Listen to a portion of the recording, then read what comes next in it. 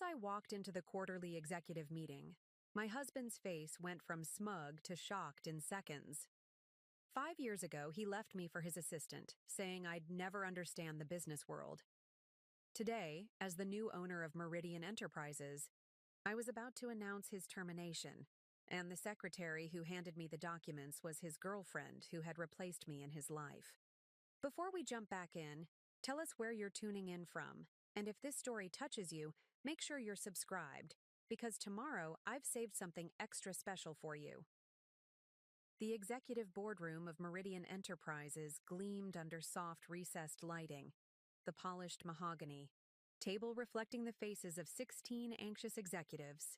I adjusted my tailored navy suit, selected carefully for this moment, and felt the weight of the leather portfolio in my hands. Inside contained termination papers for 7 executives, including one name that had once been on my marriage certificate. Ms. Vivian Chen, representing Horizon Capital Partners, announced Diane, the stern-faced corporate secretary who had been instrumental in making this day possible. The room fell silent. Most had expected another faceless investor to address them, not me. I could feel the collective shift in energy as I moved toward the head of the table, the position my ex-husband Alexander Reed had occupied for the past 8 years. Alexander sat halfway down the table, his signature platinum cufflinks catching the light as he leaned forward. His expression morphed from mild curiosity to recognition, then to barely concealed panic. Beside him, Natalie Barnes, once his executive assistant, now his fiancée, looked between us in confusion, still not comprehending the situation. "Thank you all for gathering today," I began, my voice steady and clear, a voice I had practiced for months in anticipation of this moment. As of 9 a.m. this morning, Horizon Capital Partners has completed its acquisition of Meridian Enterprises. The tension was palpable. These executives had been expecting a standard post-acquisition platitude session, promises of minimal disruption, the usual corporate reassurances. What they didn't know was that Horizon Capital Partners was my company, created from nothing. In the 5 years since Alexander had left our marriage and pushed me out of the company we had built together. "Some of you may remember me," I continued, allowing my gaze to sweep the room before settling on Alexander. "For those who don't, I co-founded Meridian with Alexander Reed 12 years ago." Alexander's knuckles whitened around his Mont Blanc pen. The memory of his words echoed between us across the polished table. "You're a liability to this company, Vivian. You always have been. The business world isn't for everyone." I opened my portfolio, the familiar action grounding me in the eye, present. Meridian has drifted from its founding principles over the past 5 years. Quarterly reports show declining innovation, employee satisfaction at an all-time low, and customer retention dropping by 23% annually. Several executives shifted uncomfortably, eyes darting to Alexander, whose face had taken on a reddish hue. He had built his leadership on creating the appearance of success while the foundation crumbled, a strategy I had warned him about years ago. "Immediate restructuring is necessary," I said, nodding to Diane, who began distributing sealed envelopes. 7 leadership positions are being eliminated effective immediately. The room erupted in murmurs as executives reached for the envelopes. With trembling hands, some would find standard meeting agendas, 7 would find termination agreements. Alexander didn't move to touch his envelope, already understanding its contents. Natalie reached for hers with manicured fingers, the 4-carat diamond on her left hand, so similar to the one Alexander had once given me, catching the light. "This is absurd," Alexander finally spoke, his voice tight with controlled rage.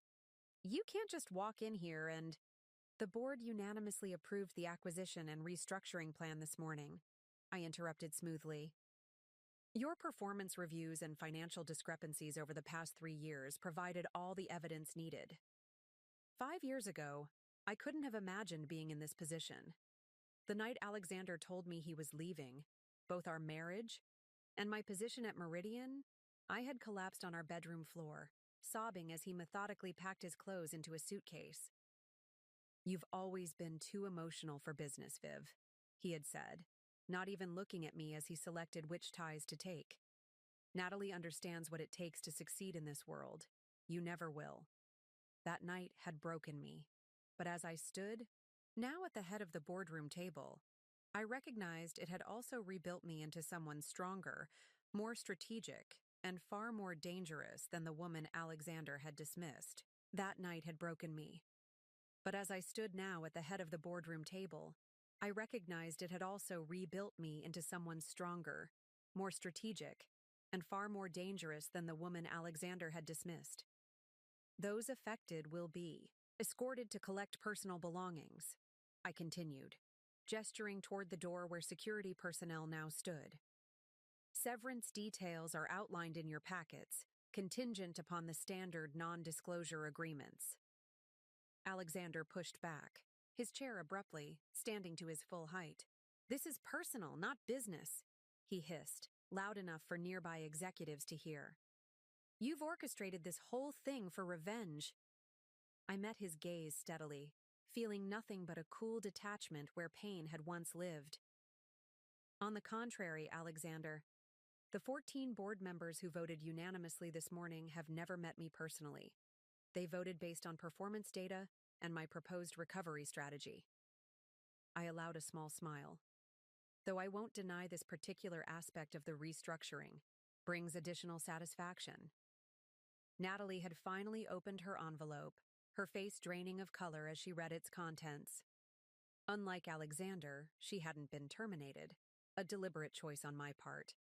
Her skills had never been the issue, only her ethics. "Ms. Barnes will be reassigned to the Denver office, effective next week," I announced, watching as she processed this information. The Denver office was struggling but salvageable, and 1,500 miles away from headquarters. The memory of discovering their affair surfaced briefly, walking into Alexander's office after hours to surprise him with dinner, only to find him with Natalie on the desk I had helped select when we founded the company. The humiliation had been excruciating, compounded when he called me the next day to discuss the situation and informed me my services were no longer required at Meridian. "You're a brilliant woman, Viv," he had said with practiced sympathy. "But business requires a certain ruthlessness you've never had." As security approached Alexander, whose face now fluctuated between rage and disbelief, I felt a strange sense of calm. The ruthlessness he claimed I lacked had been cultivated in the barren aftermath he had created. "This meeting will reconvene at 3 o'clock, I said to the remaining executives, many of whom were studiously avoiding eye contact with either me or Alexander. "We'll discuss the transition plan and new direction for Meridian. Those remaining should consider this an opportunity to realign with the company's original vision." Alexander was being escorted toward the door, his normally confident stride faltering. He paused as he passed me. "You won't be able to run this company," he said, quietly, a final attempt to shake my confidence. "You'll destroy everything I've built." I leaned closer, my voice for his ears only. "I'm not going to run your company, Alexander. I'm going to rebuild mine." As the door closed behind him, I took the seat at the head of the table. Not Alexander's seat, but the one that had always been intended for a visionary leader. The remaining executives watched me with a mixture of fear, curiosity, and dawning respect. The journey that had led me from sobbing on my bedroom floor to commandeering this boardroom had been anything but easy. After Alexander had pushed me out of Meridian, I'd found myself starting over at 40, with a broken heart and a shattered professional identity. But that morning in the boardroom was just the beginning. Alexander didn't yet know what awaited him outside. Reporters tipped off about financial irregularities at Meridian, his carefully cultivated industry reputation already unraveling as the business press caught wind of the dramatic leadership change. Preparing and narrating this story took us a lot of time, so if you are enjoying it, subscribe to our channel. It means a lot to us. Now back to the story. The Reed Chen residence sat perched on a hillside overlooking the Seattle skyline, its contemporary glass and stone facade a testament to the success of Meridian Enterprises. The house had been featured in Architectural Digest just months earlier. Tech industry power couple creates modern marvel. A glossy 12-page spread showcasing the custom features Vivian and Alexander had meticulously selected together. The night that Alexander ended their marriage, rain pelted against the floor-to-ceiling windows of their master bedroom, the Seattle skyline blurred behind sheets of water. The weather seemed determined to match Vivian's internal landscape, turbulent, obscured, drowning. "I don't understand," Vivian had repeated, watching Alexander methodically pack his belongings into a monogrammed leather suitcase, a 5th anniversary gift she had given him. "We were just discussing the Thompson acquisition yesterday. We were planning that trip to Kyoto next month." Alexander barely looked up as he folded his dress shirts with practiced precision. "I've been meaning to have this conversation for months, Viv. There's never a good time." The bedroom that had once felt like a sanctuary now seemed cavernous and cold. Minimalist furniture that had appeared elegant in daylight now felt sterile under the recessed lighting. The king-sized bed with its crisp white linens, untouched that evening, looked like a vast empty field between them. "Is this about the disagreement at the board meeting?" Vivian asked, her mind racing to make sense of this sudden upheaval. "I know we have different approaches to the expansion, but we've always worked through strategic differences." Alexander sighed, the sound heavy with practiced patience. He finally turned to face her, his expression a careful mask of regret that didn't quite reach his eyes. "This isn't about any single disagreement, Vivian. It's about fundamental incompatibility. Both, personally and professionally." He closed the suitcase with a definitive click. "I need a partner who understands what it takes to succeed at this level. Someone who can make the tough calls without getting emotional." The carefully controlled words landed like precise incisions. This wasn't an impulsive decision. This was a planned extraction, surgical and cold. "You're talking about Natalie," Vivian said, the realization crystallizing with nauseating clarity.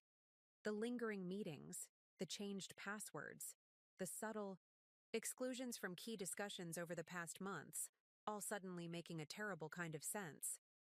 Alexander didn't deny it. "Natalie understands my vision for Meridian. She supports my decisions instead of constantly challenging them."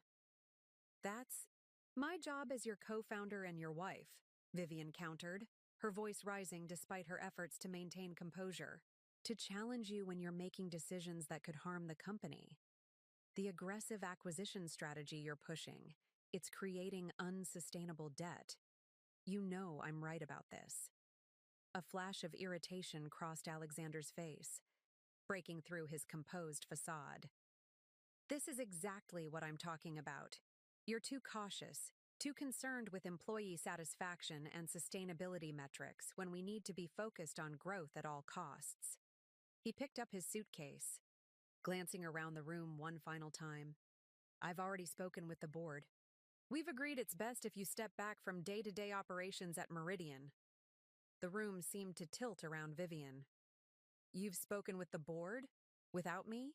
I'm the co-founder." "With a minority stake after the last funding round, Alexander. Kurt, a decision you were against, if you recall. A decision that gave us the capital to become what we are today." He reached for the door handle. "You'll be well compensated, of course. The terms are fair." "Fair?" The word came out as barely a whisper. Alexander paused in the doorway, his silhouette framed against the hallway light. For a moment, Vivian thought. She saw a flicker of genuine regret cross his face. "You're a brilliant woman, Viv, but business requires a certain ruthlessness you've never had." Then he was gone, footsteps echoing down the hallway, leaving Vivian standing in the center of their meticulously designed bedroom, the sound of rain against glass, the only response to her unraveling world. She didn't move for hours, standing, frozen as if motion might confirm that this new reality was permanent. Outside, The Seattle skyline emerged gradually as the storm cleared, lights twinkling against the night sky. The city looked the same, impossibly unchanged, while everything inside had been destroyed. The home that had been featured in magazines now felt like an elaborate stage set. Beautiful, but hollow, designed for a life that no longer existed.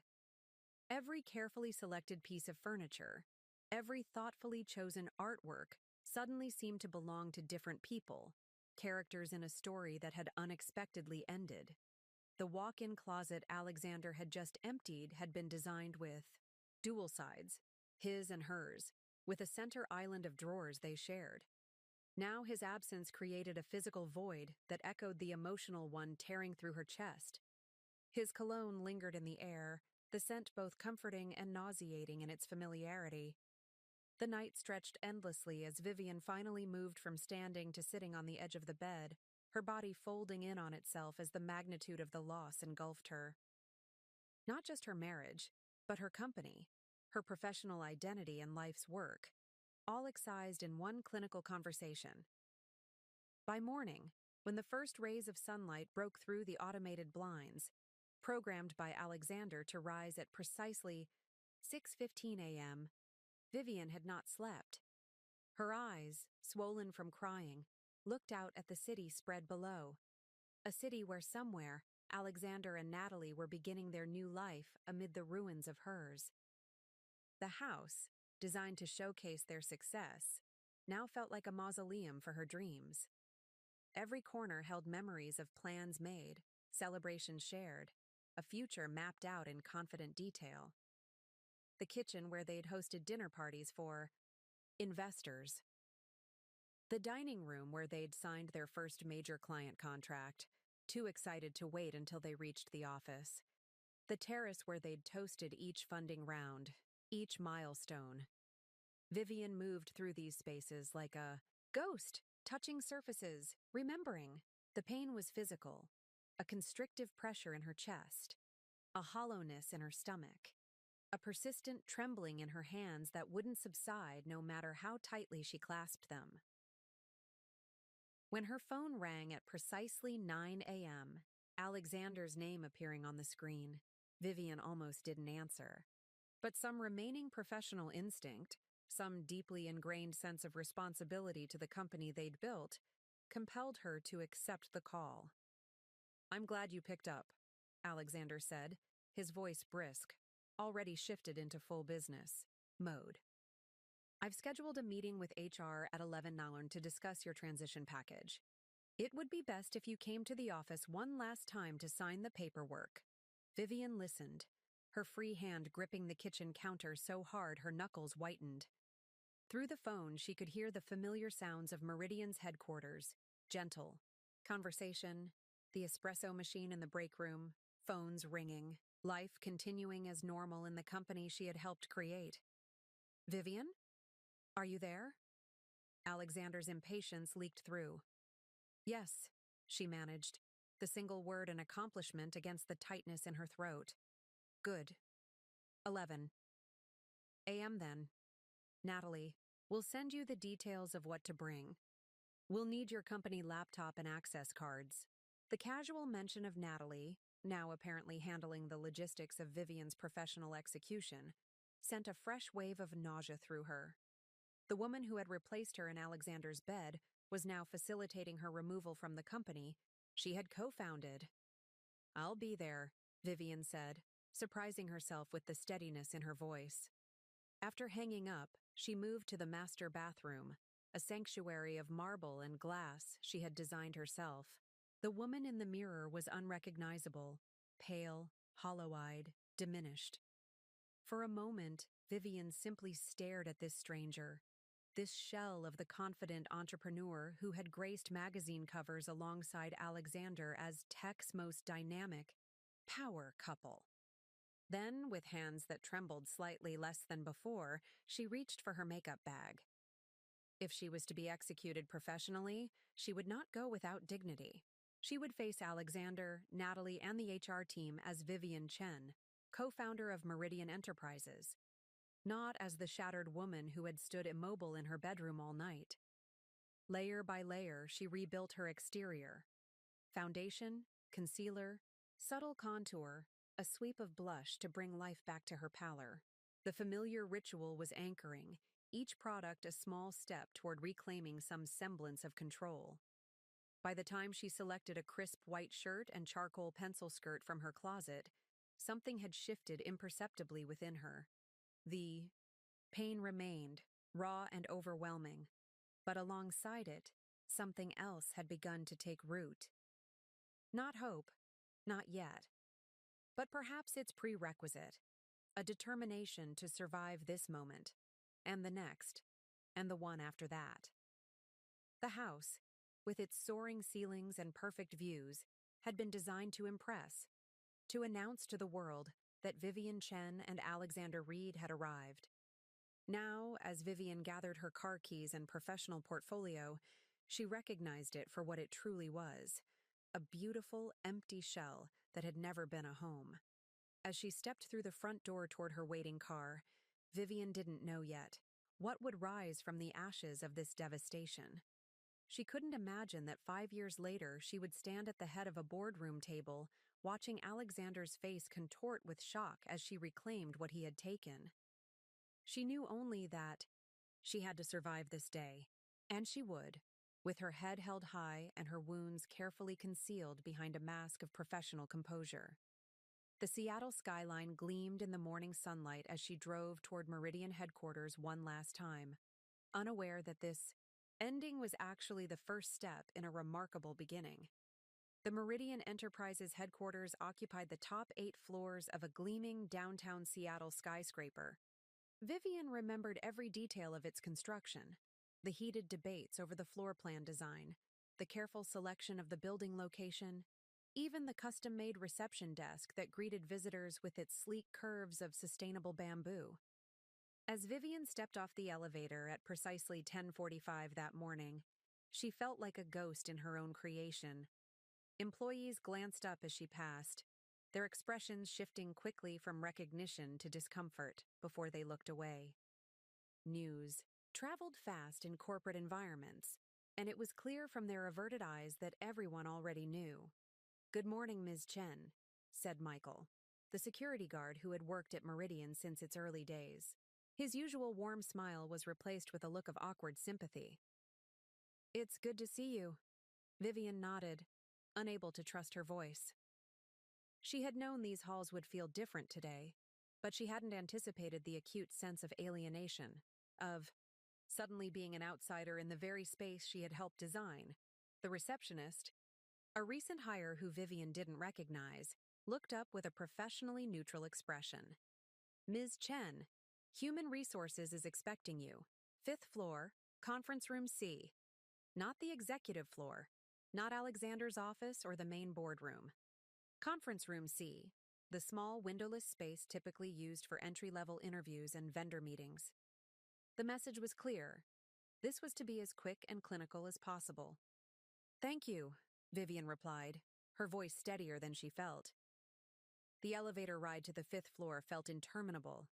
2 junior developers joined her, their animated conversation about code dropping into uncomfortable silence when they recognized,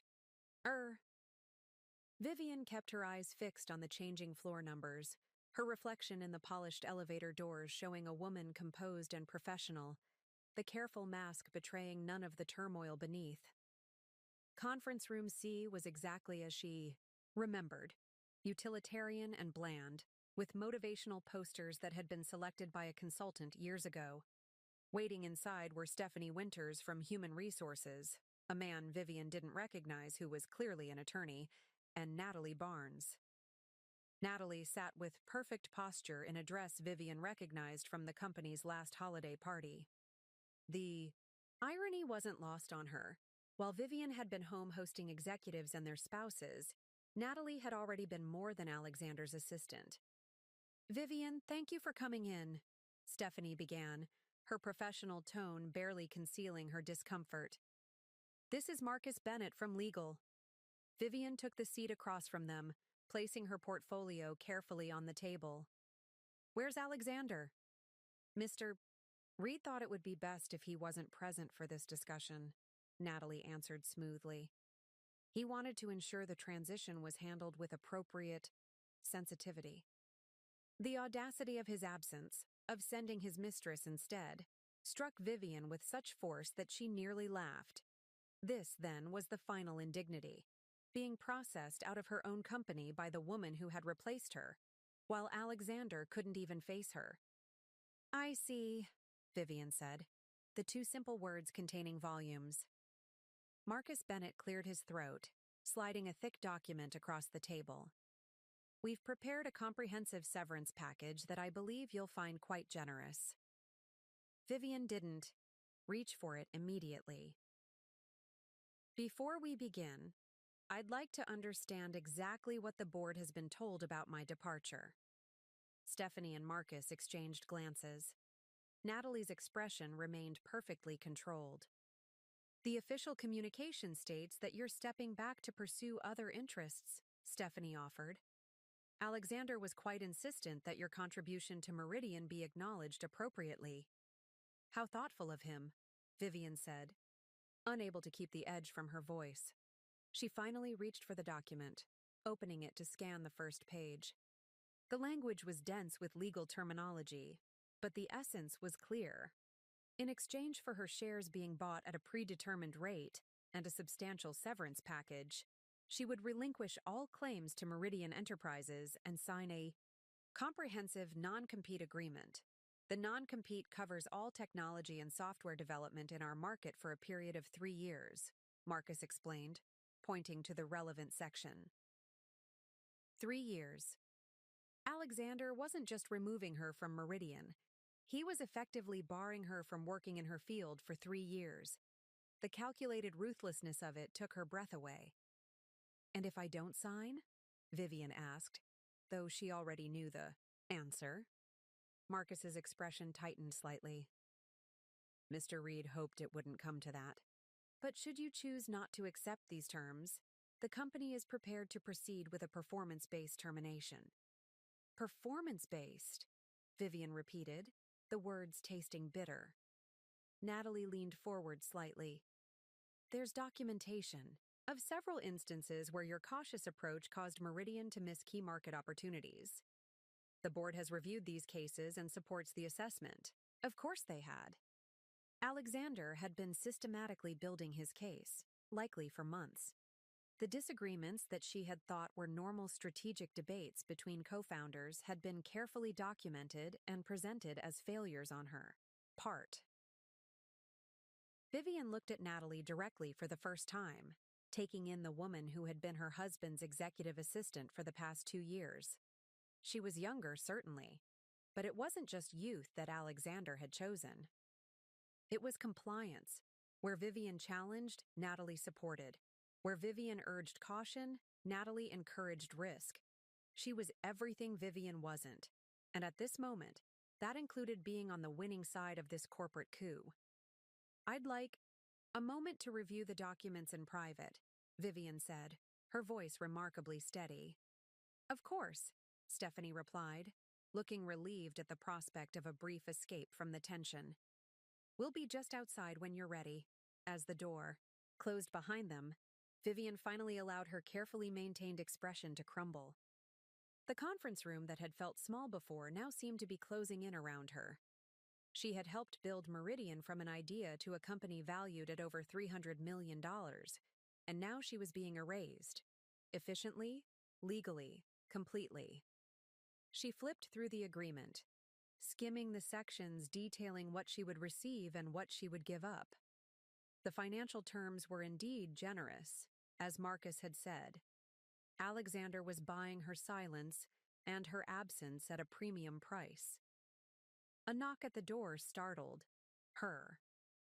Instead of Stephanie or the others, it was Lisa Kwan, Meridian's VP of Product Development, and one of the few executives Vivian had personally hired years ago. "I heard you were here," Lisa said, closing the door quickly behind her. "I don't have much time." "They've got me in the box signing my execution papers," Vivian said, attempting a smile that didn't reach her eyes. Lisa didn't return it. "Listen, to me, don't sign anything yet. Alexander's been planning this for months. He's been systematically discrediting your contributions in board meetings, revising project histories to minimize your role. I suspected as much, Vivian replied, a cold clarity beginning to replace the emotional fog she'd been in since last night. It's worse than you think, Lisa continued, her voice barely above a whisper. He's moving Meridian in a completely new direction, massive leveraging for rapid acquisition of competitors. The conservative approach you've advocated? He's doing the exact opposite. He's gambling everything on aggressive expansion.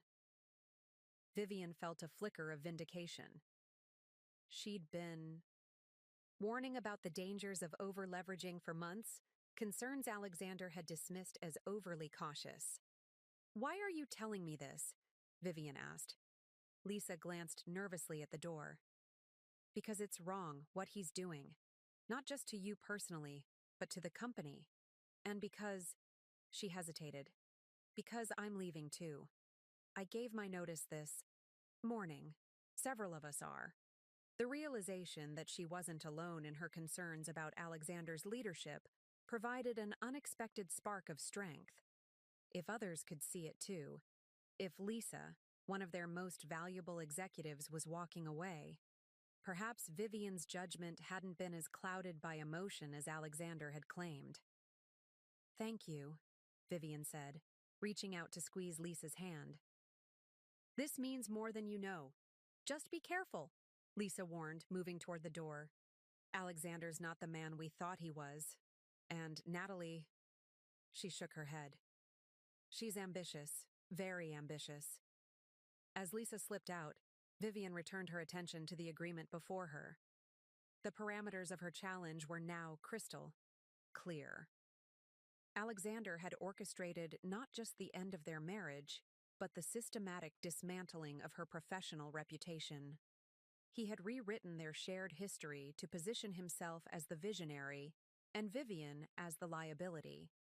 And he had selected in Natalie someone who would reinforce rather than challenge his worst instincts. The pain of betrayal remained, a physical ache beneath her ribs. But alongside it, something else was taking shape. A cold, clear determination. Alexander believed he had won. He believed she would sign these papers, take the money, and disappear into obscurity while he drove their company toward his vision of success. What he didn't understand, what he had always underestimated, was exactly what Vivian was capable of when pushed to her limits. When Stephanie, Marcus, and Natalie returned to the conference room, they found Vivian sitting calmly, the agreement closed before her. Have you had sufficient time to review the terms? Marcus asked, retaking his seat. Yes, Vivian replied. And I have a counter-proposal. The surprise on their faces would have been amusing under different circumstances. A counter-proposal isn't really the purpose of this meeting, Natalie began, her tone condescending. Nevertheless, I have one, Vivian continued, her voice gaining strength with each word. I'll sign the agreement as written, with one modification to the non-compete clause. Marcus frowned. The non-compete is a standard. I want it reduced. To 1 year instead of 3, Vivian interrupted. 1 year, and I walk away quietly. Mr. Reed was very specific about the 3-year term, Natalie said, her expression hardening. Vivian looked directly at her, seeing for the first time not just her replacement but her opponent. Then Mr. Reed can tell me that himself. I won't negotiate my future with his proxy. The tension in the room shifted palpably. This wasn't proceeding according to the script Alexander had prepared. I'll need to consult with Mr. Reed, Marcus said, gathering his papers. You do that? Vivian replied. I'll wait. As they filed out, leaving her alone again, Vivian felt a strange sense of calm settling over her. This small act of resistance, this refusal to simply comply with Alexander's terms, was the first step toward reclaiming her agency. She didn't yet know how she would rebuild from these ashes. She couldn't imagine that in 5 years she would stand at the head of Meridian's boardroom table, watching Alexander's face contort with shock as she announced his termination. She had no way of knowing that this crushing defeat would eventually lead to her greatest triumph. But in this moment, in this sterile conference room where Alexander had intended to finalize her corporate execution, Vivian Chen made a silent promise to herself. This was not the end of her story. It was merely the beginning of a new chapter, one that Alexander Reed would come to regret provoking with every fiber of his being. 45 minutes later, the door to conference room C opened again. Alexander Reed entered alone, his presence immediately filling the small space with a tension that hadn't existed before. He wore the gray Tom Ford suit Vivian had given him for his last birthday, the irony of which wasn't lost on her. "I understand we have a problem with the terms," he said without preamble, taking the seat across from her. Gone was any pretense of the man she had married. This was Alexander Reed, CEO of Meridian Enterprises, handling a business complication. "Not a problem," Vivian replied calmly. "A counteroffer." Alexander studied her, perhaps surprised by her composure. He had likely expected tears, emotional pleas, the overreaction he had always accused her of during their disagreements. "The 3-year non-compete is non-negotiable," he said finally. "The board is adamant about protecting Meridian's interests." "The board," Vivian repeated. "Or you, Alexander?" Something flickered across his face. Irritation, perhaps, at being challenged. "In this case, our interests align perfectly. You know too much about our strategy, our clients, our intellectual property. 3 years gives us adequate protection. It also ensures I can't work in my field until I'm practically obsolete in the tech world," Vivian observed. "Quite convenient. For you." Alexander leaned back, his expression hardening. "This isn't personal, Vivian. It's business." The words hung in the air between them, so patently false that Vivian almost laughed. Nothing could be more personal than this. The man who had shared her bed, her dreams, her company, now clinically excising her from all three. "If it were just business," she said carefully, "you would have bought me out months ago when we first disagreed about the acquisition strategy. Instead, you built a case against me, documented our strategic disagreements as my failures, and presented them to the board only after you'd secured their loyalty." Alexander's jaw tightened almost imperceptibly. "You're making this more difficult than it needs to be." "Am I?" Vivian leaned forward. "Tell me something, Alexander. When did it start with Natalie? Before or after you decided I was a liability to Meridian?" "That's irrelevant to these proceedings," he replied coldly. "Indulge me. It's the least you can do." Alexander checked his watch, a gesture Vivian recognized from countless meetings when he was growing impatient. "If you must know, Natalie, and I recognized our compatibility about a year ago. But that has nothing to do with this business decision." A year. While Vivian had been working 70-hour weeks helping build Meridian, Alexander had been pursuing her eventual replacement, professionally and personally. The timeline made the betrayal even more calculated than she had imagined. "I see," she said, her voice steady, despite the fresh wave of pain his admission triggered. "Well, since we're being so honest with each other, let me be clear about something.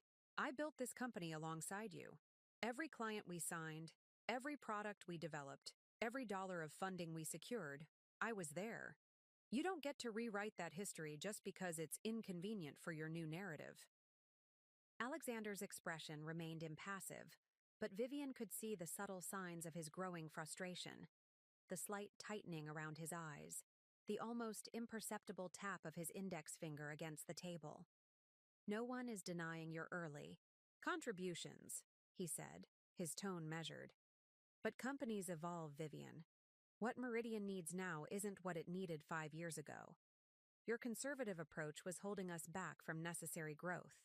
My conservative approach kept us solvent during the 2018 downturn when 3 of our competitors folded," Vivian countered. My conservative approach is why we have a cash reserve while others operate on venture funding and prayer. Alexander's patience was visibly thinning. This is exactly why we're here today. You see threats everywhere, Vivian. I see opportunities. The tech world rewards bold moves, not cautious hedging. The tech world is littered with the corpses of companies that made bold moves on borrowed money, Vivian replied. She reached for the agreement, flipping to the non-compete section. 1 year, that's my offer. 1 year, and I sign everything else as is. Alexander studied her for a long moment, calculation evident in his gaze. 2 years. Final offer. Vivian considered. 2 years was still a significant handicap, but it wasn't the professional death sentence that 3 years would have been in the rapidly evolving tech industry. Fine, 2 years, she agreed. Have legal redraft it, and I'll sign this afternoon. Alexander nodded once, standing to signal the end of their negotiation. He hesitated for a moment, as if there were something more he wanted to say. Whatever it was, he thought better of it. The revised agreement will be ready by 3, he said, moving toward the door. Stephanie will contact you. Alexander, Vivian said, stopping him before he could leave. One more thing. He turned, his hand already on the door handle. You've won. You have the company, the board support, and Natalie. You have everything you want. Vivian met his gaze directly. Remember this moment. Something like unease flickered across Alexander's face before he masked it with a businesslike nod. Goodbye, Vivian. The door closed behind him, and Vivian was alone again in the sterile conference room. The conversation had transpired exactly as Alexander had planned, except for her small victory on the non-compete clause. He had arrived expecting capitulation and instead encountered resistance. It was minimal, certainly, but it was something. Vivian gathered her things slowly, in no rush to leave this final act of her time at Meridian. Through the glass walls of the conference room, she could see life continuing in the office beyond. Employees, at their desks, conversations in the hallway, the mundane rhythm of corporate existence undisturbed by the personal and professional earthquake she had just experienced. As she stepped out of conference room C for the last time, Vivian felt oddly disconnected from her surroundings, as if she were observing the scene from a great distance. The Meridian offices, once so familiar, now seemed alien, a place where she no longer belonged. She made her way to her office on the executive floor to collect her personal belongings, aware of the eyes following her progress. The corner office, that had been hers since Meridian's earliest days, was already being packed up. 2 facilities employees carefully removing her awards and photographs from the walls. Ms. Chen, one of them said, looking uncomfortable. We were told to have this cleared by end of day. I'm sorry, we didn't know you'd be coming by. It's fine, Vivian said, noting that the plants she had carefully tended for years had already been removed. I just need a few personal items. She gathered what remained. A small jade figurine that had been her grandfather's, a fountain pen from her first mentor, a framed photograph of her parents. So little to show for years of her life invested in these walls. Across the floor, through the glass partition that separated their offices, Vivian could see Alexander in conversation with Natalie. They weren't touching. They were too professional for that in the office. But there was an intimacy to their posture that spoke volumes. They were already planning, already moving forward into the future they had constructed on the ruins of her past. As Vivian placed her office key and security badge on the desk, her final surrender of the company she had helped build, something shifted within her. The pain was still there, a physical presence beneath her ribs, but it had transformed into something harder, more defined. Not yet determination, not quite resolve, but perhaps their precursor. A silent refusal to let this moment define the rest of her life. The elevator ride to the lobby was silent. the small box of personal items in her arms pathetically inadequate to represent what she had lost. In the reflective doors, Vivian caught a glimpse of herself, still composed, still dignified, still standing despite everything that had been taken from her. Outside, Seattle's notoriously fickle weather had shifted. The morning's clear skies replaced by gathering storm clouds that matched her internal landscape.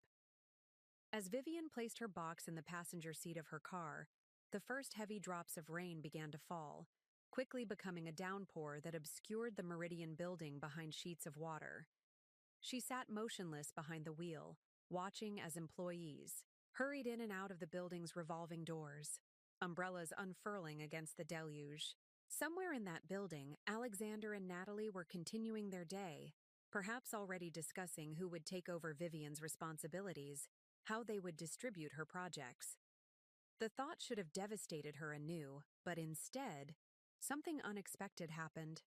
As rain pounded against the car roof, creating a cocoon of white noise around her, Vivian felt a moment of perfect clarity break through the emotional chaos of the past 24 hours.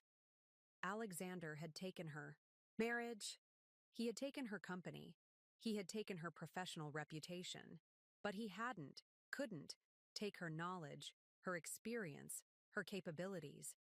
Those remained firmly, irrevocably hers. The realization wasn't comfort exactly. The wounds were too fresh, too deep for anything approaching solace. But it was a foothold, a small, solid place to stand in the midst of the destruction.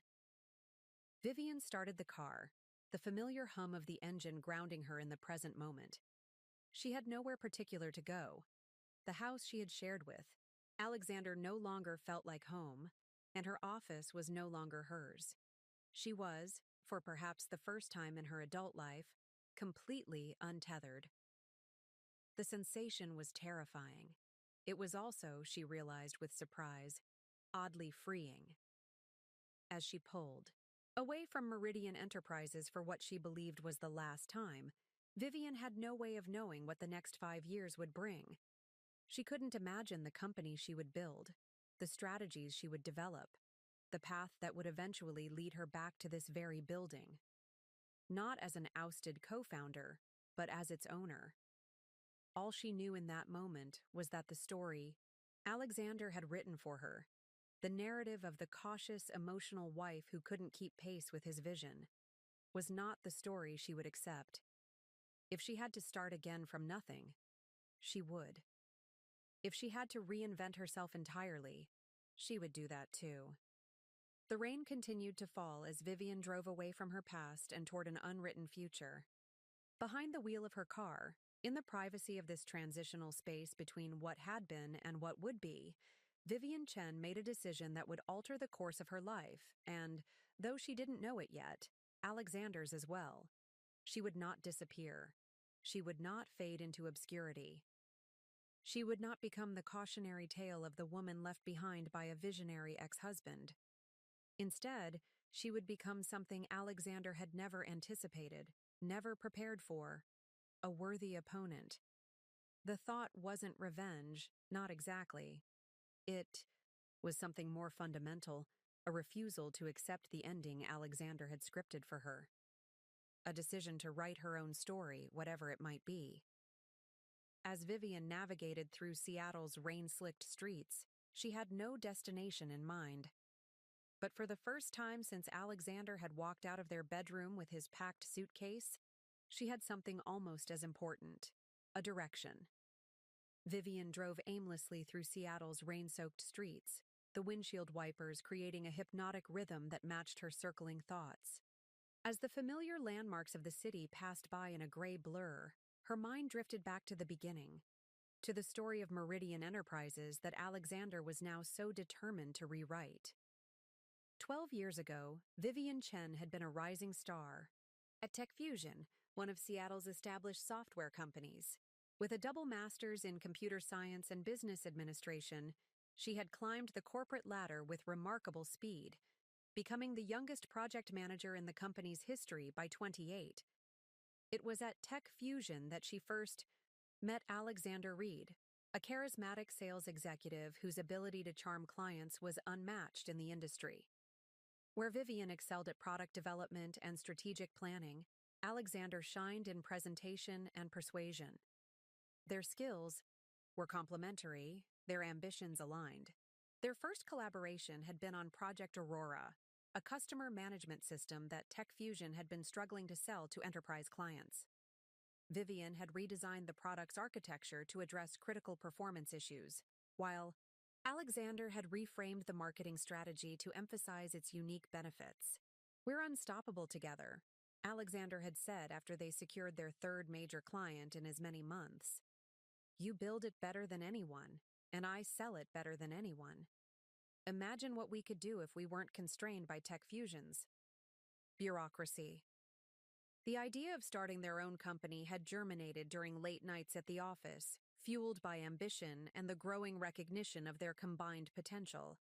By day, they continued their ascent at TechFusion. By night, they sketched out business plans and product ideas for what would eventually become Meridian Enterprises. Their personal relationship had developed alongside their professional one, cautiously at first, both aware of the potential complications, then with the same intensity that characterized their work. 6 months after Project Aurora's success, they were not just colleagues but partners in every sense. "We're building something that will last," Alexander had told her the night he proposed, 9 months into their relationship. "A legacy that combines the best of both of us." Vivian had believed him completely. She had seen in Alexander not just a brilliant salesman, but a visionary who could articulate the future she helped create. Together, they seemed poised to conquer the tech world on their own terms. The early days of Meridian had been exhilarating and terrifying in equal measure. They had rented a small office space in a less desirable part of Seattle, investing their savings and a modest amount from friends and family. Their first product, a streamlined project management system for creative agencies, had been developed almost entirely by Vivian, with Alexander securing their initial clients through sheer force of personality and relentless networking. Vivian remembered those first months with painful clarity. The 18-hour workdays, the makeshift desk constructed from an old door and sawhorses, the instant ramen dinners eaten while debugging code late into the night. Alexander had been her rock during that period, his unwavering confidence buoying her when technical challenges seemed insurmountable. "This is just the beginning," he would say, massaging her shoulders as she hunched over her laptop. "5 years from now, we'll look back at these days from our corner offices and laugh about how we started." The memory now carried a bitter irony. They had indeed gotten those corner offices, but something fundamental had changed along the way. Something Vivian had been too busy building the company to fully recognize until it was too late. Meridian's first major breakthrough had come 2 years into their venture. Their project management software had caught the attention of a prominent venture capital firm after winning an Industry Innovation Award. The ensuing funding round had propelled them from struggling startup to emerging player in the Seattle tech scene. It was during this period of rapid growth that Vivian and Alexander had married. A small ceremony on a rented yacht in Puget Sound, attended by their growing team and key investors. The Seattle Times had featured them in a business profile titled "Power Couple Reshaping the Tech Landscape," accompanied by a photograph of them standing arm in arm against the Seattle skyline. "We complement each other perfectly," Alexander had told the interviewer. "Vivian is the brilliant mind behind our products, and I make sure the world knows about them. It's a partnership in the truest sense." Vivian stopped at a red light, the memory of those words bringing a fresh wave of pain. The partnership that Alexander had once celebrated had become, in his mind, a liability to be severed when it no longer served his ambitions. As Meridian continued to grow, their responsibilities had naturally divided along the lines of their strengths.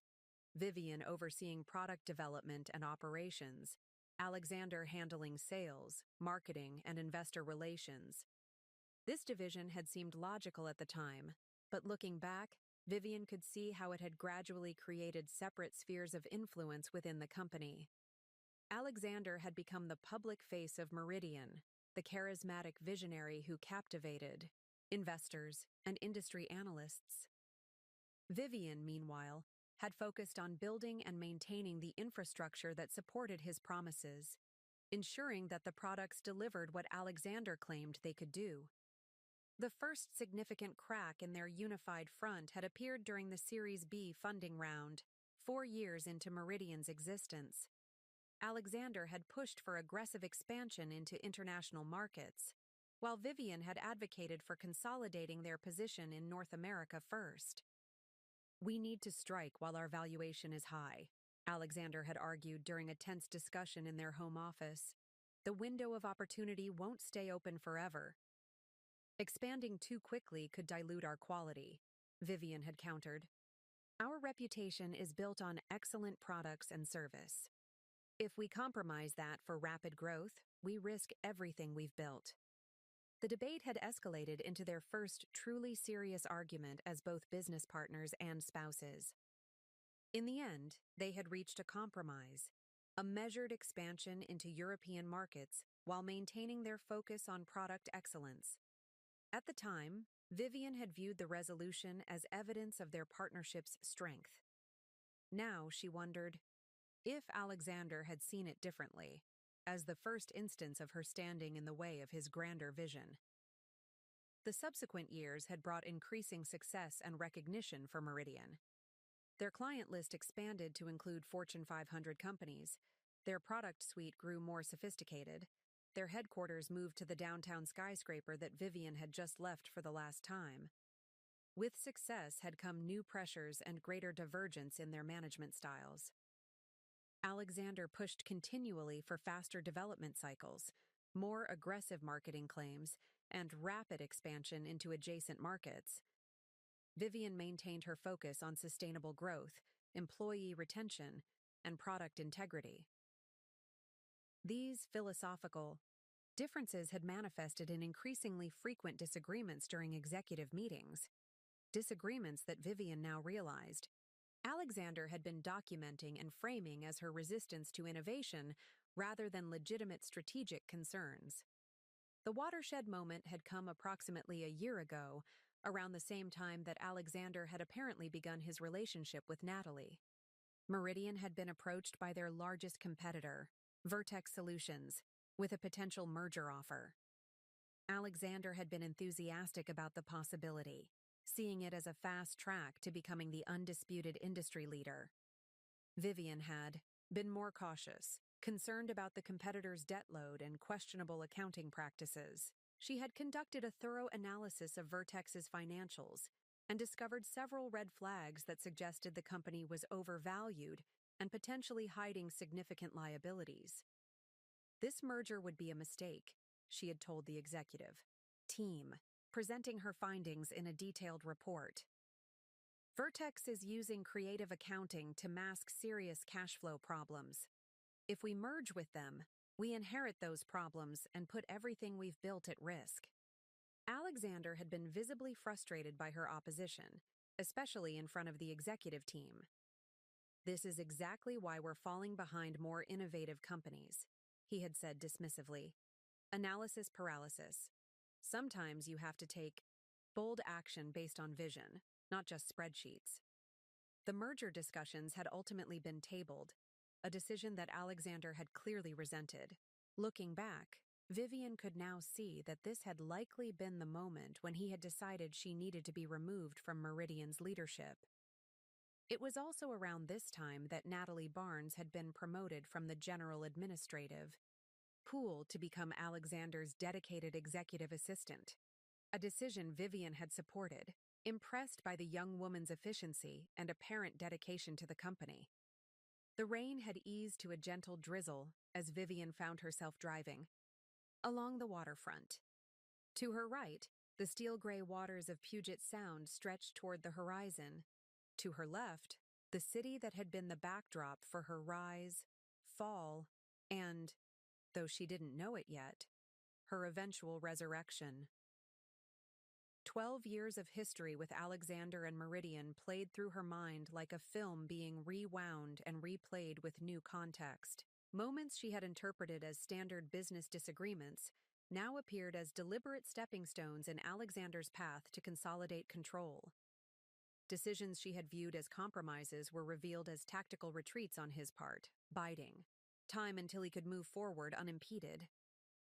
The painful clarity of hindsight showed her not just Alexander's calculated dismantling of their partnership, but also her own blind spots, her assumption that their shared history and success would ultimately outweigh their strategic differences, her belief that their marriage vows would prevent him from seeing her as an obstacle to be removed rather than a partner to be valued. Most painfully, she recognized how she had allowed her identity to become so thoroughly intertwined with Meridian and with Alexander that his rejection of both their marriage and their business partnership had left her momentarily unable to envision a future for herself. As Vivian pulled into a parking space overlooking the water, she turned off the engine and sat in silence, watching ferries glide across the Sound against the backdrop of distant islands partially obscured by mist. 12 years of her life had been invested in building Meridian Enterprises. 12 years of early mornings, late nights, sacrificed weekends, and postponed personal goals, all dedicated to creating something she had believed was a shared vision. Alexander had taken that vision and claimed it as exclusively his own. He had rewritten their history, recasting himself as the sole visionary and Vivian as the cautious anchor dragging against his ambitions. And he had found in Natalie not just a romantic replacement, but a professional one, someone who would reinforce, rather than challenge his perspective. The betrayal was absolute, personal and professional, emotional and financial. It was designed to be total in its devastation, leaving Vivian with nothing but memories and a severance package meant to ensure her continued silence and irrelevance. What Alexander hadn't counted on, what he had fundamentally misunderstood, despite their years together, was that Vivian Chen was not defined solely by her relationship to him or to Meridian Enterprises. The skills, intelligence, and determination that had helped build a successful company from nothing remained intact, regardless of what had been taken from her. As the last of the rain clouds parted, allowing weak sunlight to glimmer across the water's surface, Vivian made a decision. She would sign the revised agreement tomorrow, accepting the 2-year non-compete restriction and whatever other terms Alexander demanded. And then she would begin the process of reinvention, not as Alexander Reed's ex-wife or as Meridian's former co-founder, but as Vivian Chen, a woman with 12 years of hard-won experience and a clarity of purpose that could only come from having lost everything that once defined her. She didn't yet know what form this reinvention would take. She couldn't imagine that 5 years later, she would stand at the head of Meridian's boardroom table, watching Alexander's face contort with shock as she announced her ownership of the company he had taken from her. All she knew was that the story wasn't over. It was merely entering a new chapter, one that Alexander Reed had not anticipated and could not control. The days immediately following Vivian's departure from Meridian passed in a blur of practical necessities. She signed the revised separation agreement, with its 2-year non-compete clause, without further negotiation.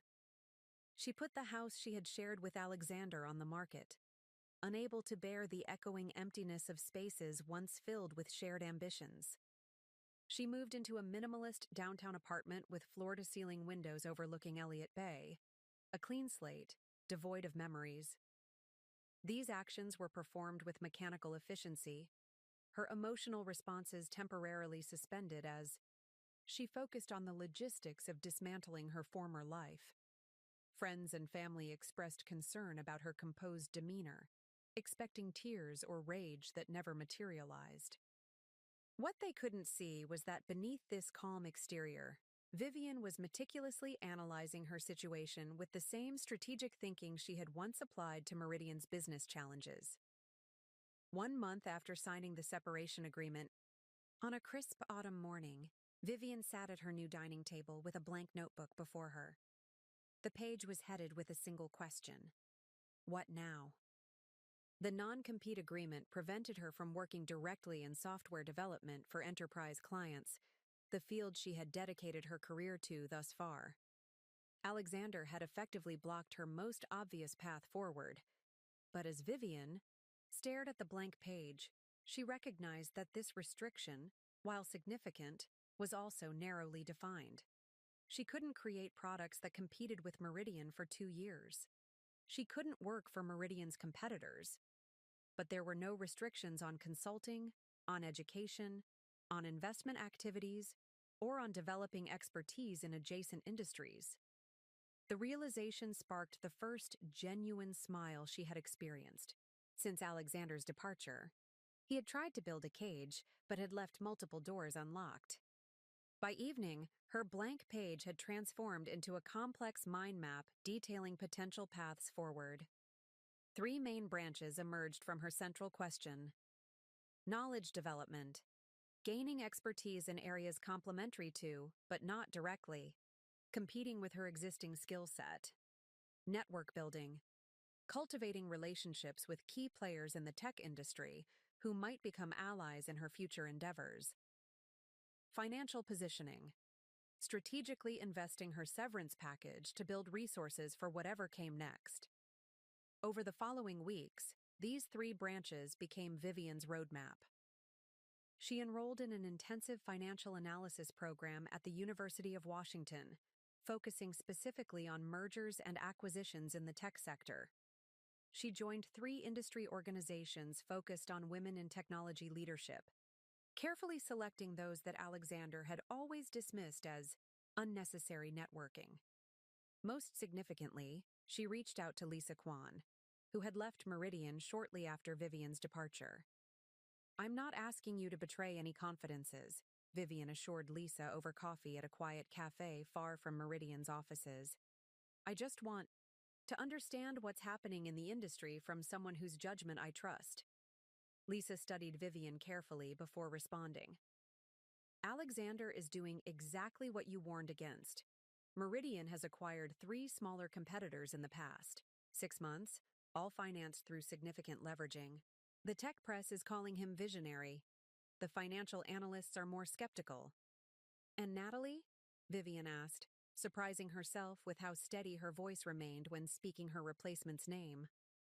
"Promoted to VP of Strategic Initiatives," Lisa replied. "She's smart, I'll give her that. But she's also completely aligned with Alexander's high-risk approach. There's no counterbalance anymore." This information became the foundation for Vivian's next moves. If Alexander was over-leveraging Meridian in an aggressive acquisition spree, he was creating vulnerability that might eventually be exploited. The thought wasn't yet a plan, merely an observation filed away for future reference. 6 months into her transformation journey, Vivian made her first public appearance at Seattle's annual Women in Tech Leadership Summit. She had been invited to participate in a panel discussion on resilience and reinvention in the industry, topics she now had intimate experience with. The moderator introduced her as Meridian Enterprises co-founder, a description that once would have pained her, but now felt like ancient history. When asked about her current projects, Vivian smiled with genuine enthusiasm. "I'm in a unique position of being able to step back and evaluate the industry from a new perspective," she explained. "After years of focusing exclusively on product development and operations, I'm now exploring the financial and strategic forces shaping technology's future. It's been illuminating." The response was measured, revealing nothing of her longer-term intentions while establishing her as someone evolving rather than diminished by recent changes. After the panel, Vivian found herself surrounded by women eager to connect: CEOs of smaller tech companies, venture capitalists specializing in women-led startups, financial analysts focused on the technology sector. One conversation proved particularly significant. Eleanor Blackwell, founding partner at Blackwell Venture Partners, handed Vivian her card with a directness that cut through the usual networking pleasantries. "When you decide what you're building next, call me," Eleanor said. "I've followed," Your work for years. Alexander Reed may be the face people recognize, but industry insiders know who really built Meridian's backbone. Vivian accepted the card, tucking it carefully into her portfolio. I'm under a non-compete for another 18 months. Eleanor's smile was knowing. Non-competes restrict what you can build, not what you can learn, who you can meet, or how you can prepare. Time spent in strategic preparation is never wasted. That conversation marked a turning point in Vivian's journey. Until then, she had been focused primarily on recovery and rebuilding her individual skills. Eleanor's interest sparked something more ambitious. The first glimmer of a plan that extended beyond personal reinvention to something that might eventually intersect with Meridian's future. Over the next year, Vivian methodically expanded her knowledge and network. She completed 3 specialized financial courses focused on corporate valuation, leveraged buyouts, and distressed asset acquisition. She consulted for venture capital firms evaluating potential investments in the tech sector, providing technical expertise that helped them avoid costly missteps. Most importantly, she began tracking Meridian's activities with careful attention to patterns that others might miss. Each press release announcing a new acquisition was followed by Vivian's detailed analysis of the purchased company's technology, client base, and financial health. She built comprehensive models projecting Meridian's likely debt structure and cash flow requirements. She noted which executives remained from her era and which had been replaced by Alexander's loyalists. This wasn't obsession or vengeance. It was strategic intelligence gathering, performed with the detached precision that had always characterized Vivian's approach to business challenges. 18 months after leaving Meridian, Vivian registered a new entity, Horizon Capital Partners. The name was a subtle nod to her past, the horizon line visible from the Meridian offices she had helped design, but pointed firmly toward the future. Horizon's mission statement was carefully crafted, identifying undervalued assets and unrealized potential in the technology sector. Vague enough to cover multiple activities, specific enough to attract the right partners. With her severance package as initial capital and Eleanor Blackwell's firm as a significant investor, Vivian began assembling a team of financial and technical experts who shared her vision. We're not building products, she explained to her small but growing team during their first strategy session. We're building capability, the ability to recognize opportunity when it appears and move decisively, when timing is right. What Vivian didn't share, even with her closest advisors, was the specific opportunity she had begun to see taking shape on the horizon. Meridian's aggressive expansion under Alexander's leadership was showing early signs of strain. 2 consecutive quarters had seen them just barely meeting earnings expectations. Industry analysts had started questioning the sustainability of their acquisition strategy. The company's debt-to-equity ratio had reached levels that would make refinancing challenging in anything less than ideal market conditions. These weren't yet critical problems. Meridian remained profitable and growing, but they were hairline. Cracks in the foundation that only someone intimately familiar with the company's true structure would recognize as potentially serious. 22 months after signing the separation agreement, with the non-compete restriction just weeks from expiring, Vivian received an unexpected call from James Patterson, one of Meridian's original board members, and the only one who had occasionally sided with her strategic perspective during her final year at the company. This is probably crossing a line, James began without preamble. But I think you should know that Vertex Solutions is making another approach to acquire Meridian. Vivian's pulse quickened. Vertex, the same competitor whose merger Alexander had pushed for and Vivian had opposed due to their questionable financials. That's interesting timing, she replied carefully. May I ask why you're telling me this? James was silent for a moment before answering. Because you were right about them 2 years ago. Their financials are even more concerning now, but Alexander is championing the deal as Meridian's path to market dominance. The board is divided. After ending the call, Vivian stood at her apartment window, looking out at the Seattle skyline, where Meridian's headquarters was clearly visible among the downtown towers. The information James had shared wasn't just industry gossip. It was a potential inflection point that aligned perfectly with the capabilities she had spent nearly 2 years developing. If Alexander pushed through a merger with Vertex despite their fundamental weaknesses, he would be creating a dangerously over-leveraged entity. If market conditions shifted even slightly in an unfavorable direction, the combined company would face serious liquidity challenges. Those challenges would create vulnerability, and vulnerability created opportunity for those prepared to act. Vivian reached for her phone, scrolling to Eleanor Blackwell's contact. "Eleanor, it's time to discuss Phase 2. Are you available for dinner tonight?" As she ended the call, Vivian felt a calm certainty settle over her. The past 22 months had transformed her from Meridian's discarded co-founder into the head of a specialized investment firm with growing resources and strategic connections throughout the industry. She had rebuilt herself professionally while developing expertise specifically designed to recognize and capitalize on exactly the situation that now appeared to be developing at Meridian. Alexander had removed her from the company they had built together, believing he was eliminating an obstacle to his ambitions.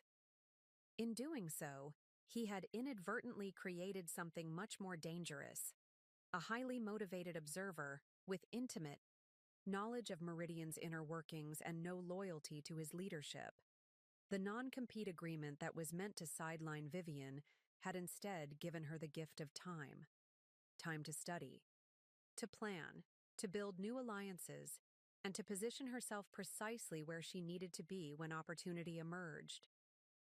As Vivian prepared for her dinner with Eleanor, selecting a sharp black suit that symbolized this new chapter, she reflected on how completely her journey had transformed her. The devastated woman who had sat paralyzed in her car outside Meridian headquarters nearly 2 years ago had evolved into someone new, someone with clearer vision, colder calculation, and absolute confidence in her ability to recognize and seize the right moment when it came. That moment she now believed was rapidly approaching, and when it arrived, Alexander Reed would discover just how thoroughly he had underestimated the woman he had discarded. Exactly 2 years and 1 day after signing the separation agreement with Meridian, Vivian Chen sat in the pristine conference room of Horizon Capital Partners, surrounded by her carefully assembled team of financial analysts, industry experts, and legal advisors. The wall-to-wall windows offered a panoramic view of Seattle's skyline, with Meridian's headquarters clearly visible in the distance, a visual reminder of their target. "The non-compete restriction expired at midnight," Vivian began, her voice steady as she addressed the room. "As of today, we are free to pursue any opportunity in the enterprise software space, including potential actions involving Meridian Enterprises." Eleanor Blackwell, who had become Vivian's closest advisor and Horizon's principal investor, leaned forward. "And the timing couldn't be better. The Meridian-Vertex merger announcement yesterday triggered exactly the market response we anticipated." On the large screen at the front of the room, financial charts displayed Meridian's stock performance, a sharp 22% decline following the merger announcement. The market had reacted with the skepticism that Vivian had predicted, recognizing the fundamental flaws in combining two companies with overlapping products and concerning debt structures. "Our analysis suggests that Meridian will need to secure additional financing within the next 3 months to complete the merger and manage the consolidated debt," explained Rajiv Mehta, Horizon's lead financial strategist. "Given the current market conditions and rising interest rates, they'll face significant challenges in obtaining favorable terms." Vivian nodded, the scenario unfolding exactly as she had projected. "And their existing creditors?" Increasingly nervous, Rajiv confirmed. "I've had informal conversations with representatives from Atlantic Capital, who hold the largest portion of Meridian's current debt. They're concerned about the company's direction, but aren't yet ready to take action." For 2 hours, the team methodically reviewed their intelligence on Meridian's vulnerable position.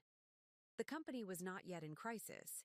It remained profitable and maintained strong client relationships, but Alexander's aggressive expansion strategy had created precarious financial scaffolding that could collapse under the right pressure. The meeting concluded, Eleanor remained behind while the others filed out. She studied Vivian with the shrewd assessment that had made her one of Seattle's most successful venture capitalists. "We've prepared for this moment for nearly 2 years," Eleanor observed. "You've built Horizon specifically to position yourself for this opportunity. But I need to ask the question everyone's thinking but no one dares to voice. Is this about sound business strategy or personal vindication?" Vivian met her gaze directly. "Both," she answered with uncharacteristic candor. "I won't pretend there isn't personal satisfaction in the prospect of reclaiming what Alexander took from me. But that wouldn't be enough to justify the financial risk we're contemplating." She stood, moving to the window to look out at Meridian's headquarters. "The merger with Vertex is fundamentally flawed for all the reasons outlined in our analysis. It's driven by Alexander's ego and ambition, rather than sound business judgment. Meridian is worth saving from his mismanagement, not just for me, but for the employees who remain, the clients who depend on their products, and yes, for our investors who stand to profit significantly if we execute this correctly." Eleanor joined her at the window, seemingly satisfied with Vivian's response. "Then let's make the next move."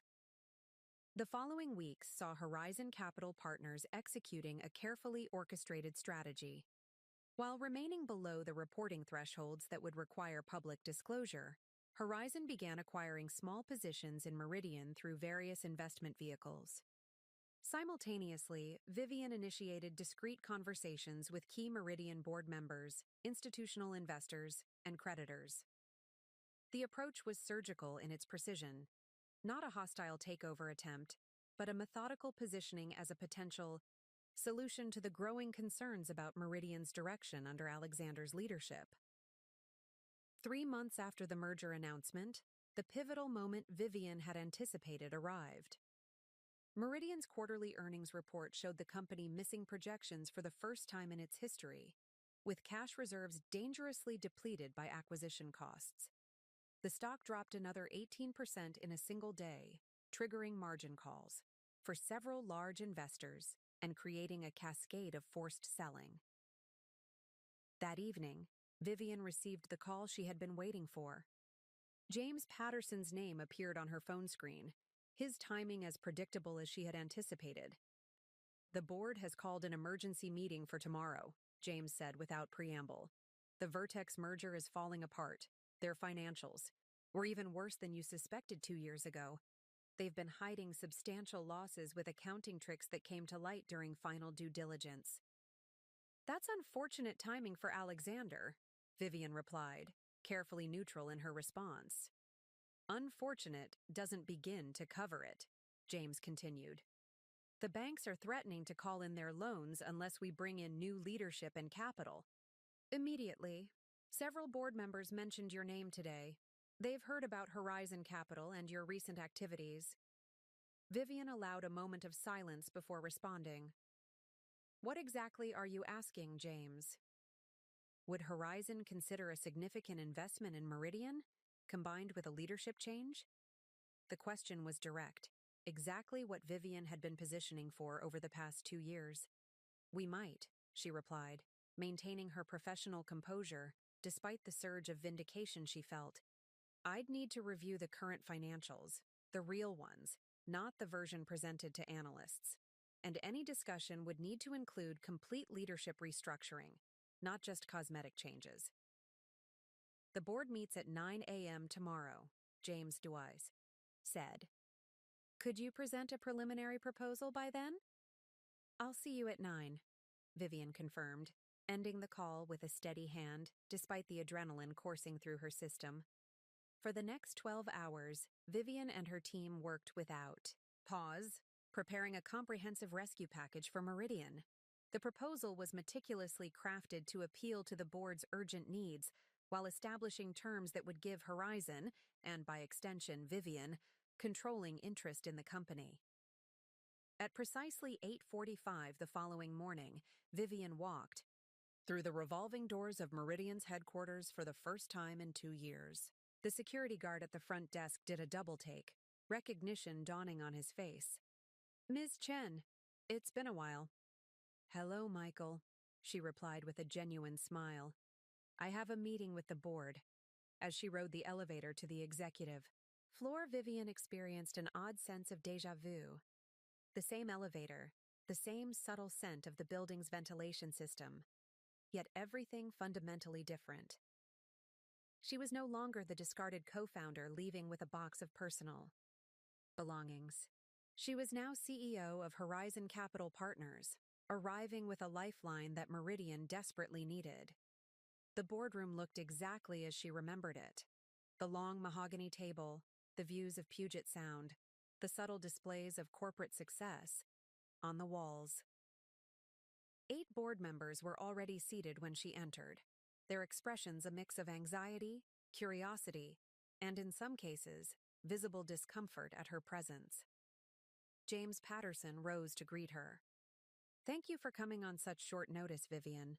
The board is eager to hear Horizon's perspective on Meridian's current situation." Vivian took the offered seat, placing her presentation materials on the table. She noted Alexander's conspicuous absence with mild surprise. "Before we begin," she said, "I'd like to understand who will be joining us. I was expecting the full board, including the CEO." An uncomfortable silence fell over the room. Finally, Patricia Winters, the board chair, cleared her throat. "Alexander was asked not to attend this particular meeting. Given the nature of our discussion, potential new investment and leadership changes, the board felt it would be more productive to speak freely." The revelation was unexpected but advantageous. Alexander had already been sidelined, making Vivian's proposal easier to present without immediate resistance. For the next hour, Vivian outlined Horizon's analysis of Meridian's current challenges and their proposed solution: a significant capital injection in exchange for controlling interest, immediate termination of the Vertex merger, and complete restructuring of executive leadership. "Our due diligence confirms that Meridian's core business remains strong," Vivian explained, her command of the company's finances clearly impressing the board. "The current crisis stems from over-leveraging and strategic missteps in acquisition targets, not fundamental product or market failures." She deliberately avoided any personal references to her history with the company or with Alexander, maintaining strictly professional language as she detailed Horizon's rescue plan. The board members asked pointed questions about timelines, financial terms, and leadership transitions, all of which Vivian addressed with composed expertise. As the discussion progressed, Vivian could feel the energy in the room shifting. The initial wariness was being replaced by cautious optimism, as board members recognized that Horizon's proposal represented their best option for averting a complete collapse. "There's one aspect we haven't discussed explicitly," Patricia said, as the presentation concluded. "Leadership. Your proposal references executive restructuring, but doesn't specify who would lead Meridian through this transition and beyond." The moment Vivian had prepared for had arrived. She closed her portfolio, deliberately before responding. Horizon's investment would be contingent on installation of new leadership with proven experience in corporate turnarounds and intimate knowledge of Meridian's operations, culture, and technology, she stated. "Given those requirements, I would step in as interim CEO during the stabilization period." The statement hung in the air, its implications fully registering with each board member. Vivian watched as expressions shifted from surprise to calculation to gradual acceptance. For some, like James Patterson, there was even visible relief. "You built this company once," James observed. "You understand it better than anyone. And that's precisely why I'm uniquely qualified to save it now," Vivian confirmed, her confidence absolute. Patricia exchanged glances with several other board members before addressing Vivian again. We'll need to deliberate on Horizon's proposal, but speaking personally, I find the terms reasonable given our situation. How quickly could you move forward if the board approves? Horizon is prepared to execute immediately, Vivian replied. Our legal team has draft agreements ready, and the capital is secured. We could announce the investment and leadership change as early as tomorrow morning before markets open. The speed of her response clearly impressed the board, reinforcing the image of Horizon as a decisive, prepared savior rather than an opportunistic vulture. There is one other matter, Vivian added, her tone remaining professional despite the personal satisfaction she felt at what would come next. Any agreement would require immediate termination of Alexander Reed's position and comprehensive review of recent executive decisions, including the proposed Vertex merger and several other questionable transactions our analysis has identified. There, the first direct reference to Alexander, delivered as a non-negotiable business condition rather than personal vengeance. Patricia nodded slowly. The board has already reached the painful conclusion that a leadership change is necessary. Your condition aligns with our own assessment. As the meeting concluded, Vivian was asked to wait in an adjacent conference room while the board deliberated. Through the glass walls, she could see their animated discussion, the occasional glance in her direction, the gradual nodding of heads as consensus formed. Exactly 43 minutes later, Patricia entered the conference room where Vivian waited. The board has voted unanimously to accept Horizon Capital's proposal, subject to final legal review of the terms. We're prepared to move forward with the leadership transition immediately. Vivian stood, extending her hand to the board chair. Meridian has a strong foundation and dedicated team. With proper leadership and strategic direction, I'm confident we can stabilize the situation quickly. There is one detail you should be aware of, Patricia added with slight hesitation. Alexander doesn't yet know about the board's decision. He's scheduled to be in the office this afternoon for what he believes is a routine update on the Vertex situation. Given your history, would you prefer that we handle that conversation before you assume your position? Vivian considered the option briefly before shaking her head. No, that won't be necessary. As Meridian's new CEO, handling difficult transitions will be part of my responsibility. I'll speak with Alexander personally. As Patricia left to inform the rest of the board of their decision, Vivian remained alone in the conference room, the magnitude of what had just transpired washing over her. 2 years of meticulous planning, strategic positioning, and patient waiting had culminated in this moment of complete reversal. Alexander had forced her out of the company they had built together, believing he was eliminating an obstacle to his ambitions. Now, she would return as his successor, tasked with saving Meridian from the very risks she had warned against. The symmetry was so perfect it almost seemed scripted. Yet Vivian knew it was the result not of fate, but of careful calculation. Her ability to recognize Alexander's fundamental weaknesses and position herself precisely where she needed to be when those weaknesses inevitably created vulnerability. She looked out at the Seattle skyline from the conference room windows.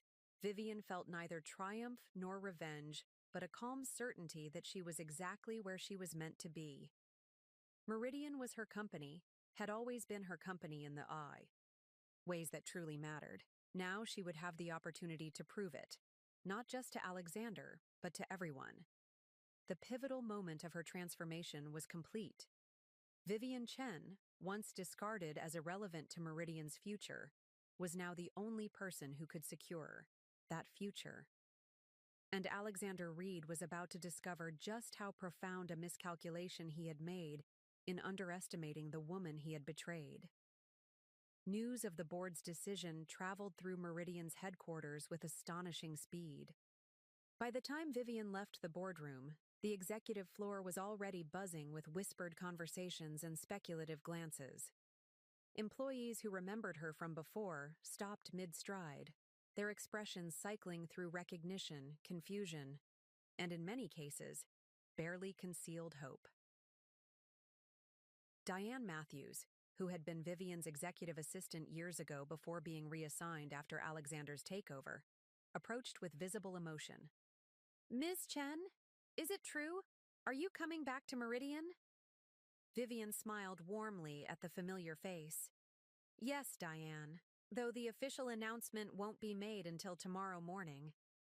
Diane's professional composure momentarily cracked, revealing genuine relief. "The company needs you. It hasn't been the same since—" She stopped herself, glancing around nervously. "I understand," Vivian reassured her. "And I appreciate your discretion until the formal announcement. Would you know if Alexander is in the building yet?" "Mr. Reed is scheduled to arrive at 2 o'clock for the Vertex update meeting," Diane confirmed. "He's been working from home most mornings recently." This information aligned perfectly with Vivian's plans. She had 4 hours to prepare for the conversation that would culminate her 2-year journey from ousted co-founder to returning CEO.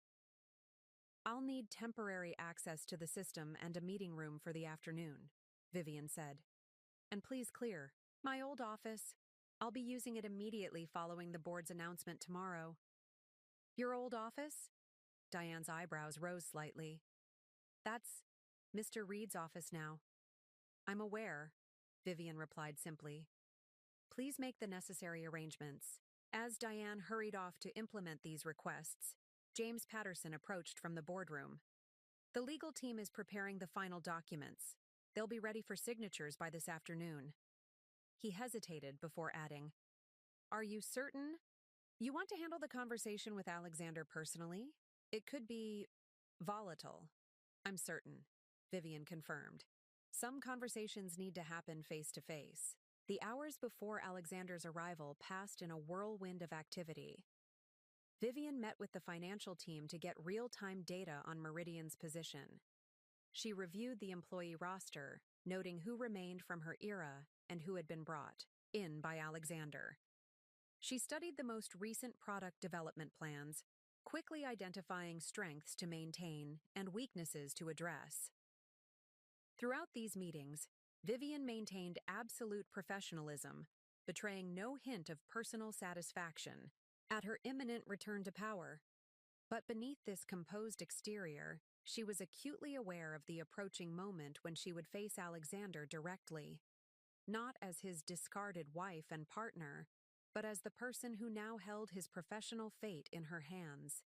At precisely 1:55 p.m., Vivian positioned herself in Conference Room A, adjacent to the main boardroom where Alexander was scheduled to meet with Patricia and several other board members at 2 down.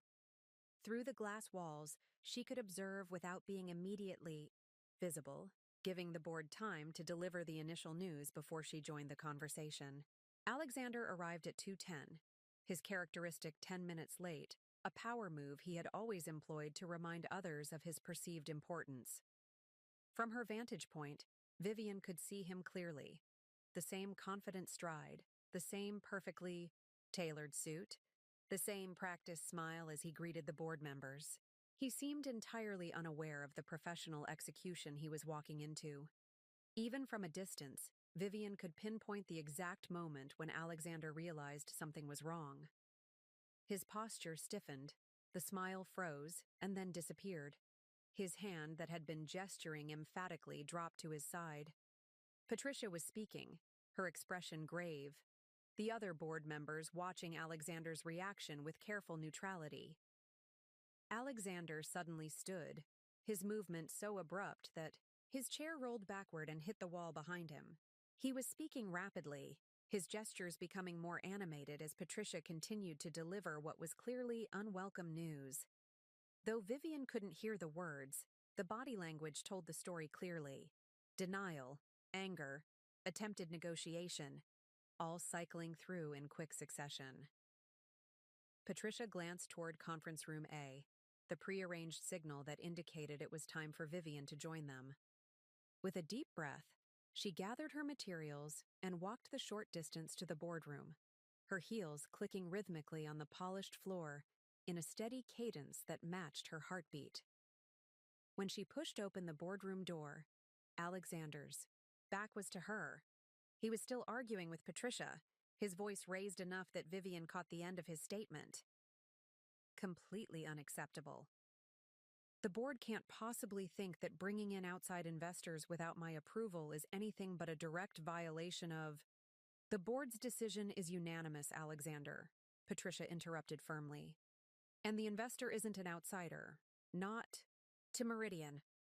At that moment, Alexander sensed the presence behind him and turned.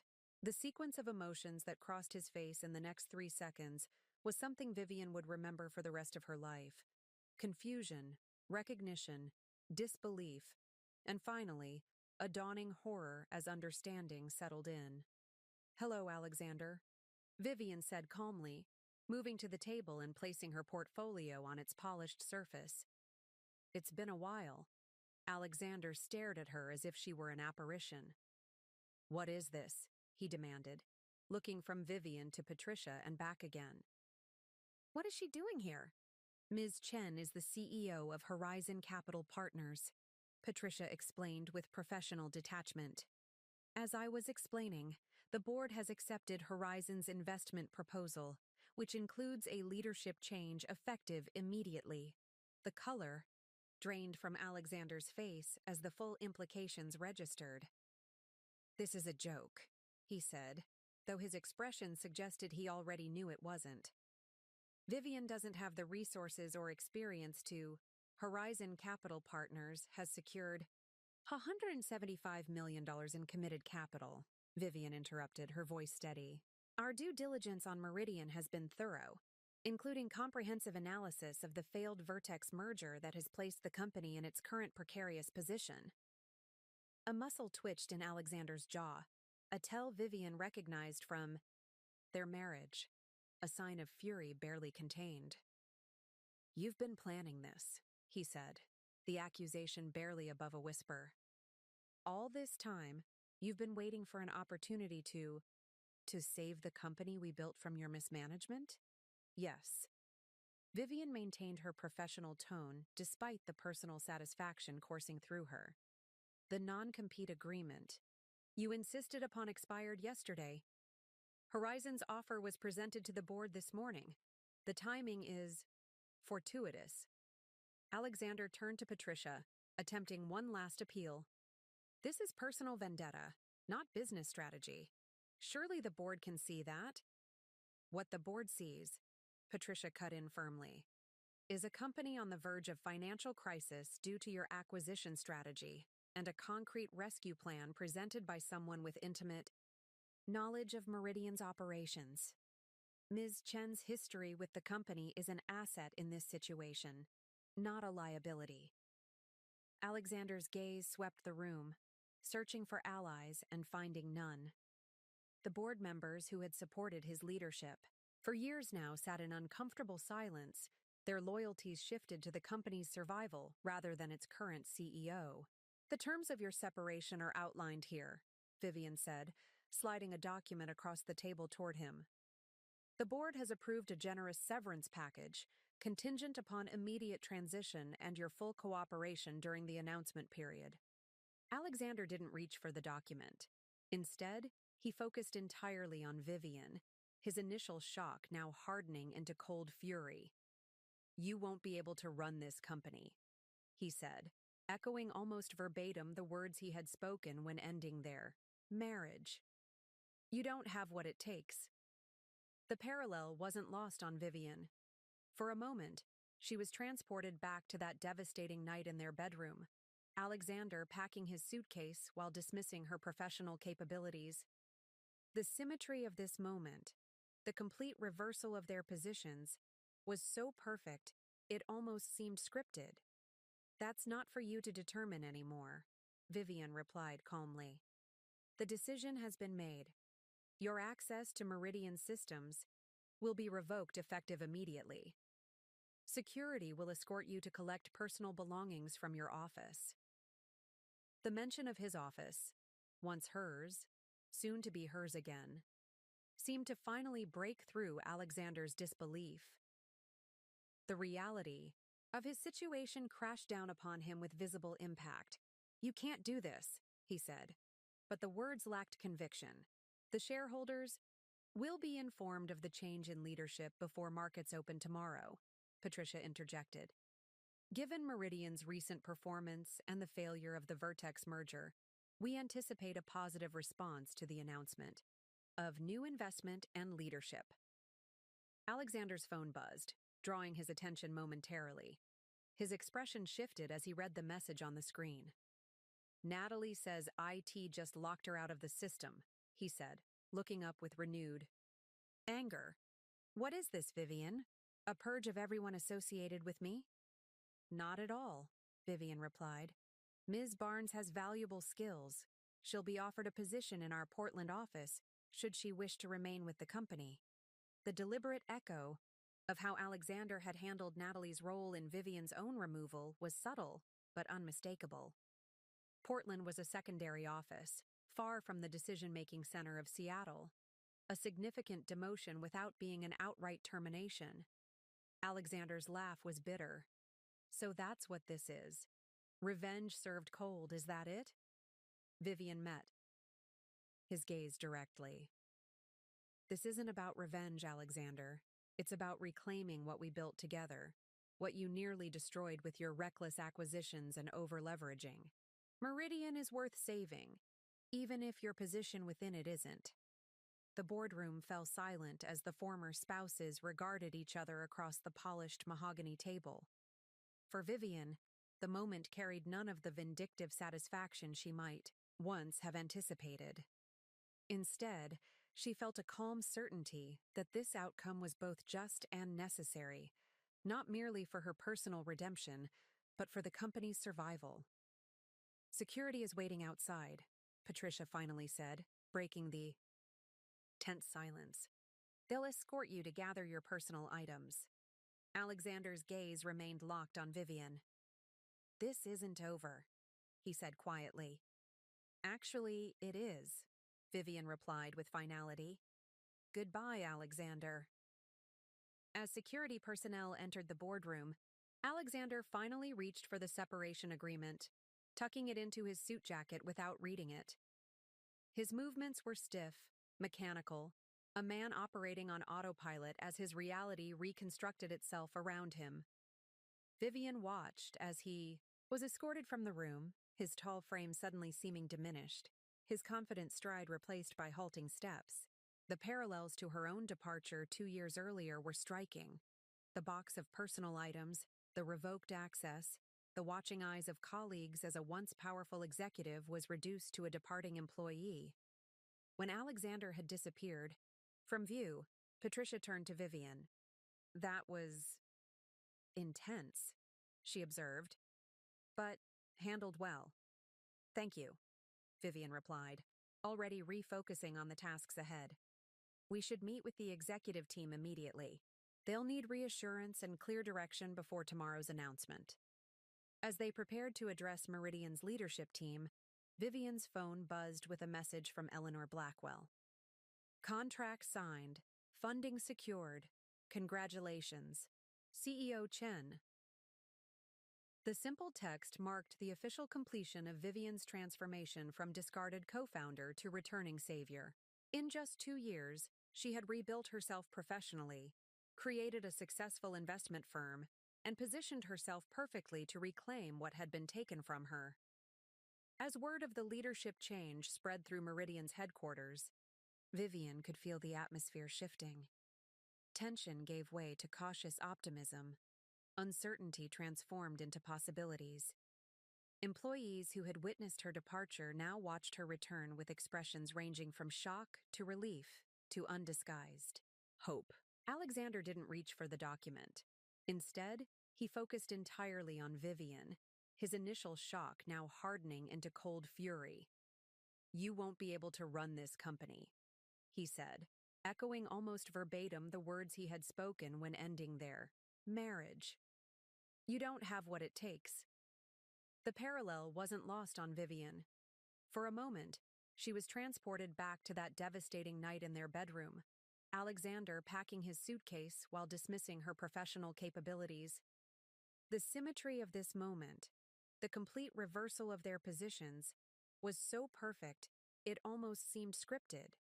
That's not for you to determine anymore, Vivian replied calmly. The decision has been made. Your access to Meridian systems will be revoked effective immediately. Security will escort you to collect personal belongings from your office. The mention of his office, once hers, soon to be hers again, seemed to finally break through Alexander's disbelief. The reality of his situation crashed down upon him with visible impact. You can't do this, he said. But the words lacked conviction. The shareholders will be informed of the change in leadership before markets open tomorrow, Patricia interjected. Given Meridian's recent performance and the failure of the Vertex merger, we anticipate a positive response to the announcement of new investment and leadership. Alexander's phone buzzed, drawing his attention momentarily. His expression shifted as he read the message on the screen. Natalie says IT just locked her out of the system, he said, looking up with renewed anger.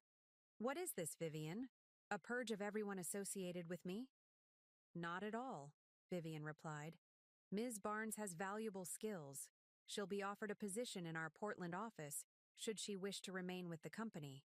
The deliberate echo of how Alexander had handled Natalie's role in Vivian's own removal was subtle but unmistakable. Portland was a secondary office, far from the decision-making center of Seattle. A significant demotion without being an outright termination. Alexander's laugh was bitter. So that's what this is. Revenge served cold, is that it? Vivian met his gaze directly. This isn't about revenge, Alexander. It's about reclaiming what we built together, what you nearly destroyed with your reckless acquisitions and over-leveraging. Meridian is worth saving, even if your position within it isn't.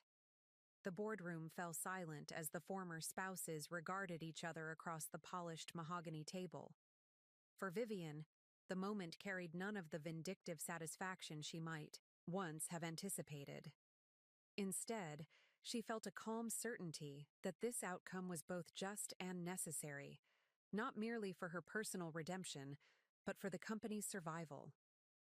Security is waiting outside, Patricia finally said, breaking the tense silence. They'll escort you to gather your personal items. Alexander's gaze remained locked on Vivian. This isn't over, he said quietly. Actually, it is, Vivian replied with finality. Goodbye, Alexander. As security personnel entered the boardroom, Alexander finally reached for the separation agreement, tucking it into his suit jacket without reading it. His movements were stiff, mechanical, a man operating on autopilot as his reality reconstructed itself around him. Vivian watched as he was escorted from the room, his tall frame suddenly seeming diminished, his confident stride replaced by halting steps. The parallels to her own departure 2 years earlier were striking. The box of personal items, the revoked access, the watching eyes of colleagues as a once powerful executive was reduced to a departing employee. When Alexander had disappeared from view, Patricia turned to Vivian. That was intense, she observed, but handled well. Thank you, Vivian replied, already refocusing on the tasks ahead. We should meet with the executive team immediately. They'll need reassurance and clear direction before tomorrow's announcement. As they prepared to address Meridian's leadership team, Vivian's phone buzzed with a message from Eleanor Blackwell. Contract signed. Funding secured. Congratulations. CEO Chen. The simple text marked the official completion of Vivian's transformation from discarded co-founder to returning savior. In just 2 years, she had rebuilt herself professionally, created a successful investment firm, and positioned herself perfectly to reclaim what had been taken from her. As word of the leadership change spread through Meridian's headquarters, Vivian could feel the atmosphere shifting. Tension gave way to cautious optimism. Uncertainty transformed into possibilities. Employees who had witnessed her departure now watched her return with expressions ranging from shock to relief to undisguised hope. Regardless of her choice, I expect all of you to maintain absolute professionalism during this transition. Meridian's culture will be defined by respect, accountability, and performance, starting now. The executives filed out with new assignments and a clear understanding of Meridian's direction under Vivian's leadership. Several lingered to speak with her privately, some expressing support, others asking pointed questions about their department's futures. Vivian addressed each conversation with the same focused attention and strategic clarity she had demonstrated throughout the meeting. By evening, Vivian had completed individual sessions with the finance team, the product development directors, and the sales leadership, all critical components of her stabilization strategy. In each meeting, she demonstrated not just executive authority, but deep understanding of their specific challenges and clear vision for solutions. The market announcement is prepared for 7 a.m. tomorrow, James Patterson informed her as they reviewed final preparations. Financial analysts have been briefed confidentially, and early feedback suggests they view Horizon's investment as a positive development, especially given your history with the company. And our largest clients? Vivian asked, focusing on a critical vulnerability during any leadership transition. The account teams are making personal calls to the top 20 clients this evening, following the script you provided. So far, the responses have been cautiously positive. Several have actually expressed relief that the Vertex merger isn't proceeding. Vivian nodded, checking another item off her mental list. And the employee communication? Company-wide email goes out at 6 a.m., followed by department meetings at 9. The all-hands virtual meeting is scheduled for 11 as you requested. Every detail had been anticipated, every potential point of resistance identified and addressed. This wasn't improvisation. It was the execution of a strategy Vivian had been refining for months, built on her intimate knowledge of Meridian's operations and culture. At 8 p.m., as the Meridian offices gradually emptied, Vivian finally made her way to what had once been her office, then Alexander's, and was now hers again. The space had already been partially transformed, Alexander's personal items removed, the furniture rearranged to its original configuration from her previous tenure. Diane had left a small bouquet of fresh flowers on the desk with a simple note. "Welcome back." The gesture, small but meaningful, was the first moment of the day that threatened Vivian's carefully maintained composure. She sat at the desk, running her hands along its familiar surface, allowing herself a brief moment to absorb the magnitude of what she had accomplished. 2 years ago, she had left this building carrying a box of personal belongings, her professional identity shattered by Alexander's betrayal. Now, she had returned not just to her former position, but to something greater, complete leadership of the company she had helped create, with the authority to implement her vision without compromise. The moment of reflection was interrupted by a soft knock at the door. Eleanor Blackwell entered, taking in the scene with a knowing smile. "Congratulations, CEO Chen," Eleanor said, settling into one of the visitor chairs. "You've executed flawlessly so far." "The real work is just beginning," Vivian replied, already refocusing on the challenges ahead. "The market announcement tomorrow is critical, but it's the execution over the next quarter that will determine whether we successfully stabilize Meridian." Eleanor studied her with the shrewd assessment that had made her one of Seattle's most successful venture capitalists. "I've backed dozens of CEOs over the years, but I've rarely seen someone so thoroughly prepared for a leadership transition. You've anticipated every contingency, prepared for every reaction." "I've had 2 years to plan," Vivian acknowledged, "and intimate knowledge of both the company and its former CEO." "Speaking of whom," Eleanor ventured, "any word on Alexander's next moves?" "He's bound by the same non-compete restrictions he once imposed on me," Vivian replied. "Professionally, his options are limited in the immediate term. His reputation in the industry will suffer from Meridian's financial situation and the failed Vertex merger." The symmetry wasn't lost on either. Woman, Alexander now facing the same professional constraints he had once used to sideline Vivian.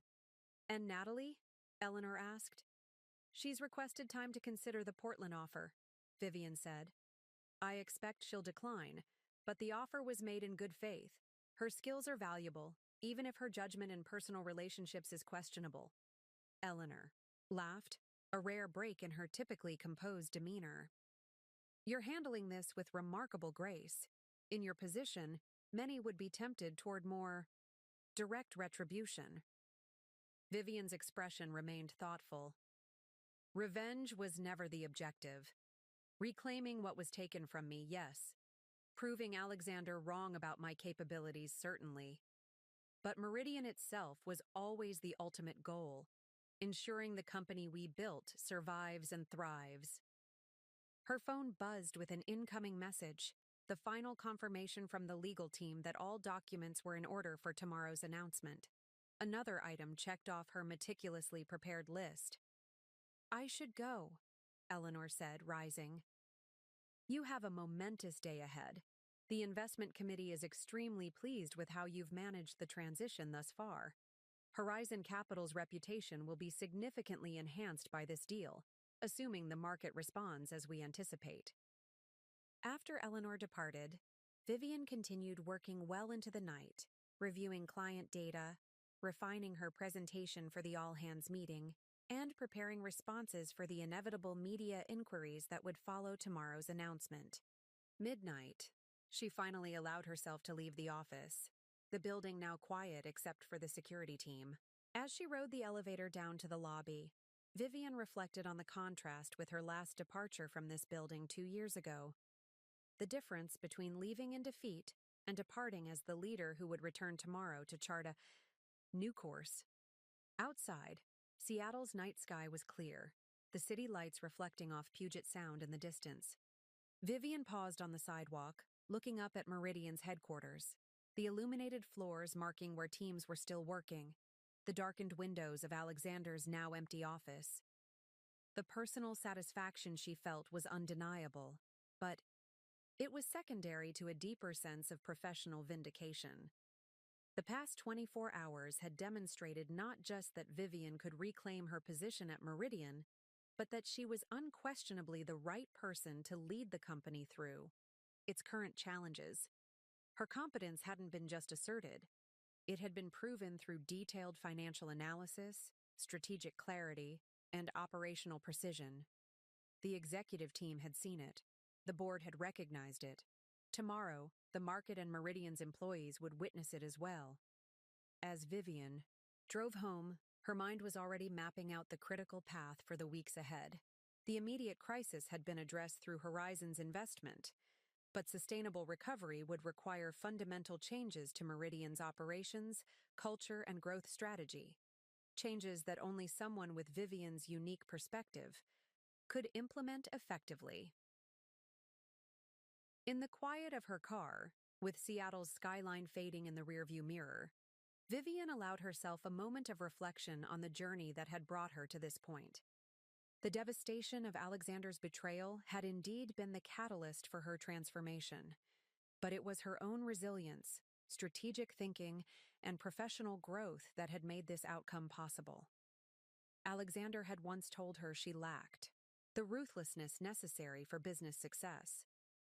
What he had failed to recognize was that true leadership wasn't about ruthlessness, but about persistence, vision, and the capacity to build rather than simply acquire. These were the qualities Vivian had demonstrated not just in reclaiming her position at Meridian, but in how she planned to save the company from the very vulnerabilities Alexander's leadership had created. Tomorrow would bring new challenges: skeptical analysts to convince, nervous employees to reassure, strategic changes to implement. But tonight, as CEO Vivian Chen prepared for her first official day leading Meridian Enterprises, she did so with the absolute confidence of someone who had proven not just that she could survive betrayal, but that she could transform it into the foundation for her greatest professional triumph. The announcement of Vivian Chen's return to Meridian Enterprises as CEO created waves that extended far beyond the company's Seattle headquarters. By mid-morning on her first official day, the story had been picked up by major business publications, technology blogs, and local news outlets across the country. Meridian co-founder returns as CEO following failed merger attempt, read the headline in the Wall Street Journal. Tech's most dramatic comeback. Vivian Chen reclaims company after ex-husband's ouster, proclaimed TechCrunch, taking a more personal angle. The Seattle Business Chronicle was even more direct. Meridian's prodigal founder returns to save company from ex-husband's missteps. Meridian's stock, which had been in steady decline for months, jumped 31% in the first hour of trading following the announcement. Financial analysts who had previously expressed concerns about the company's direction now cautiously upgraded their ratings, citing experienced leadership and strategic realignment as positive indicators. Inside Meridian's headquarters, the ripple effects of the leadership change manifested in more personal ways. Employees gathered in small groups, discussing the dramatic developments with a mixture of shock, excitement, and in some cases, concern about what the change might mean for their own positions. "I was here when she left 2 years ago," a veteran developer explained to newer colleagues in the break room. "It was awful. She built half our core systems, and suddenly she was gone with no explanation. Alexander changed everything after that." "Is it true they were married?" asked a young UX designer who had joined during Alexander's tenure. "Married and co-founders," confirmed a project manager. "They built Meridian together from nothing. Then he left her for Natalie and pushed her out of the company." "And now she's back as his boss," the designer marveled. "That's some serious karma." Similar conversations echoed throughout the building as employees processed the implications of this corporate and personal drama. For many who had worked under Alexander's increasingly erratic leadership, Vivian's return represented hope for stability and a return to the company's original values. For others, particularly those hired during Alexander's sole leadership, it created uncertainty about their future in a reorganized Meridian. The all-hands meeting at 11 a.m. did much to address these concerns. Vivian stood on the auditorium stage, facing nearly 800 employees in person and virtually, her composure and clarity providing a stark contrast to Alexander's recent communications, which had grown increasingly defensive as Meridian's. Challenges mounted. "Many of you know me," she began, "though many others have joined Meridian since my departure 2 years ago. To both groups, I want to emphasize a single point. Today marks not just a change in leadership, but a recommitment to the foundational principles that made Meridian successful in the first place: technical excellence, financial sustainability, and a corporate culture that values both innovation and pragmatism." For the next 30 minutes, Vivian outlined her vision for Meridian's future, acknowledging the company's current challenges while presenting a clear path forward. She was transparent about the necessary changes ahead, including the termination of the Vertex merger and a comprehensive review of recent acquisitions, while reassuring employees that these changes were aimed at strengthening Meridian, not dismantling it. "I've spent the past 2 years observing this industry from a different perspective," she explained. "That perspective, combined with my historical knowledge of Meridian's operations, gives me confidence that we can address our current challenges and emerge stronger for having faced them." The employee response was overwhelmingly positive, with spontaneous applause interrupting her several times. The chat function in the virtual broadcast scrolled with messages of support and questions about specific initiatives, many expressing relief at the change in direction. By afternoon, the ripple effects had extended to Meridian's client base. Account managers reported enthusiastic responses from customers who had grown concerned about service quality and product development under Alexander's leadership. Westfield Financial just called to reinstate their enterprise contract, reported Samantha Okafor, head of client services, during the afternoon executive briefing. They specifically cited the leadership change as the deciding factor. 3 other major accounts that were on the fence have requested meetings with Vivian directly. The positive momentum continued throughout the day, but not all ripples were favorable. Shortly after markets closed, Vivian received word that Natalie Barnes had declined the Portland position and instead accepted a role at Vertex Solutions, the very company whose merger with Meridian had recently failed. "That's concerning," James Patterson observed when Vivian shared this development during their end-of-day meeting. "She knows a lot about our internal operations, client relationships, and strategic plans." "She does," Vivian agreed. "But most of her knowledge pertains to Alexander's strategy, which we're already moving away from. Still, legal should prepare for potential confidentiality concerns." More concerning was the news that arrived via Meridian's legal team late that evening. Alexander had retained Martin Coleman, a high-profile attorney known for aggressive wrongful termination lawsuits. The implied threat was clear. Alexander was not accepting his removal gracefully. "Let him try," Vivian said when informed of this development. "The board's decision is well documented and entirely justified given Meridian's performance under his leadership. His own financial disclosures to the board will be his undoing if he pursues this." The external ripples continued to spread throughout the week following Vivian's return. Industry blogs speculated about the personal drama behind the corporate shakeup. Financial analysts published detailed assessments of Meridian's prospects under new leadership. Competitors reached out to key Meridian clients, hoping to capitalize on the transition period. More unexpected were the ripples within Seattle's tech community, particularly among women in leadership positions. 3 days after the announcement, Vivian received an invitation to speak at an upcoming Women in Tech conference, the note including a personal message from the organizer. "Your return to Meridian sends a powerful message about resilience and second acts in this industry. We'd be honored to have you share your journey." Similar invitations followed: podcast interviews, panel discussions, keynote opportunities, all focused on Vivian's remarkable professional resurrection. While flattered by the attention, she declined most requests, focusing instead on Meridian's immediate needs. "I'll have time for speaking engagements after we've stabilized the company," she explained to Eleanor during their weekly check-in. "Right now, my priority is ensuring that Meridian's recovery is as dramatic as its recent troubles." 1 week into Vivian's tenure as CEO, the most significant ripple effect became apparent in Meridian's internal operations.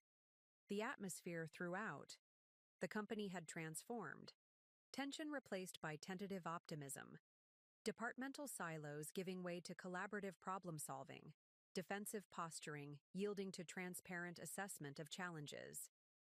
"It's like someone opened all the windows in a stuffy room," observed David Chen, a product director who had worked at Meridian since its early days. "People are talking to each other again, sharing ideas instead of hoarding information for political advantage. It's how things used to be before."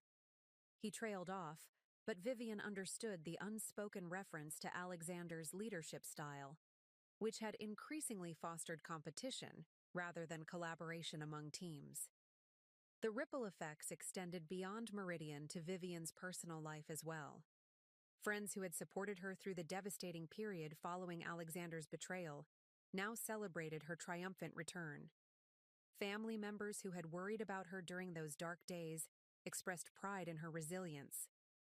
"Mom would have loved to see this," Vivian's brother Michael told her during a rare dinner together, referencing their mother who had passed away the previous year. Her daughter running the company she helped build, proving all the doubters wrong. "She always said you were the strongest of all of us." The observation touched Vivian deeply. Her mother had been her most steadfast supporter during the aftermath of Alexander's betrayal, never doubting that Vivian would find her way forward. That she hadn't lived to see this vindication was perhaps the only bittersweet note in Vivian's otherwise complete triumph. 2 weeks into her leadership, Vivian received an unexpected communication that represented perhaps the most surprising ripple effect of all. An email from Brandon Torres, CEO of Vertex Solutions, the company whose merger with Meridian had collapsed, catalyzing the chain of events that led to Alexander's removal. "I understand Natalie Barnes has joined your team. Vivian noted during the video call that followed Torres's email. An interesting choice, given her history with Meridian. Torres smiled diplomatically. Ms. Barnes brings valuable insights about enterprise client needs, but that's not why I wanted to speak with you. He explained that with Alexander's departure, Vertex was interested in exploring a different type of relationship with Meridian, not a merger, but a strategic partnership, focused on complementary product offerings. The merger Alexander proposed never made sense, Torres admitted. It was driven by ego rather than sound business strategy. But there are legitimate synergies between our companies that could benefit both, if approached differently. The conversation revealed yet another dimension of Alexander's failed leadership. His aggressive acquisition strategy had alienated potential partners who might otherwise have been valuable allies. Vivian promised to consider Torres's proposal once Meridian's immediate stabilization was complete. Another potential positive outcome arising from the leadership change. Perhaps the most profound ripple effect, however, was one that few outside Vivian's inner circle ever witnessed. Late one evening, 3 weeks after taking the helm at Meridian, Vivian sat alone in her office, reviewing the latest financial projections.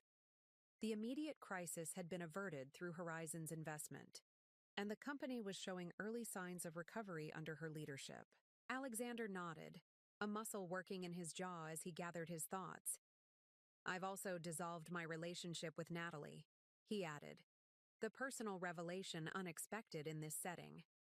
It turns out our compatibility was largely situational. Vivian absorbed this information without visible reaction, though she couldn't help wondering if Natalie's decision to join Vertex had precipitated this development, or vice versa. Either way, it represented another unraveling of the life Alexander had chosen over their marriage. I'm telling you this not to seek sympathy, Alexander continued, but because I owe you the truth, at minimum. The choices I made, personally and professionally, have had consequences I didn't anticipate. The understatement was almost laughable. His decision to leave Vivian for Natalie and push her out of Meridian had set in motion the very sequence of events that led to his current predicament. Professionally sidelined, personally isolated, and sitting in what had once been his office. As a visitor requiring security escort. What is it you want, Alexander? Vivian asked, cutting through the carefully constructed preamble to the heart of the matter. He met her gaze directly for the first time since entering the office. I want to understand how you did it, he said, a hint of his former intensity, breaking through. How you went from, he gestured vaguely, where you were 2 years ago to this, to taking back Meridian from under me, to becoming CEO of a successful investment firm, to completely reinventing yourself professionally while I was still dismissing you as a non-factor. The question was remarkable in its honesty. Alexander Reed, who had never acknowledged weaknesses or sought guidance from others, was essentially asking Vivian to explain how she had outmaneuvered him so completely. Vivian considered her response carefully. Part of her wanted to savor this moment of validation, to detail exactly how she had recognized his strategic blind spots and positioned herself to capitalize on them. But something in his expression, a genuine bewilderment that bordered on vulnerability, made her choose a different approach. I had no choice but to reinvent myself, she said finally. You took everything that defined me professionally, my role at Meridian, my connection to the company we built together, my identity in the industry. What remained was just me, my skills, my knowledge, my capacity to begin again.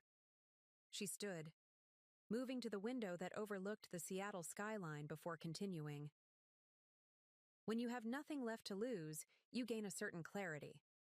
Every decision I made after leaving Meridian was focused on creating something new rather than reclaiming something lost. Horizon Capital wasn't built as a vehicle for revenge. It was built because I recognized an opportunity in the market for the specific expertise I could provide. Alexander listened intently, his expression suggesting he was genuinely trying to understand. And acquiring Meridian? That wasn't about revenge? Vivian turned back to face him. Meridian was a distressed asset with strong fundamentals being mismanaged toward insolvency. It was exactly the type of opportunity Horizon was, created to identify and address. That I had personal history with the company made the analysis more accurate, not less valid. She returned to her seat, meeting his gaze directly. Would another investor have stepped in if Horizon hadn't? Possibly. Would they have understood Meridian's potential as thoroughly as I did? Unlikely.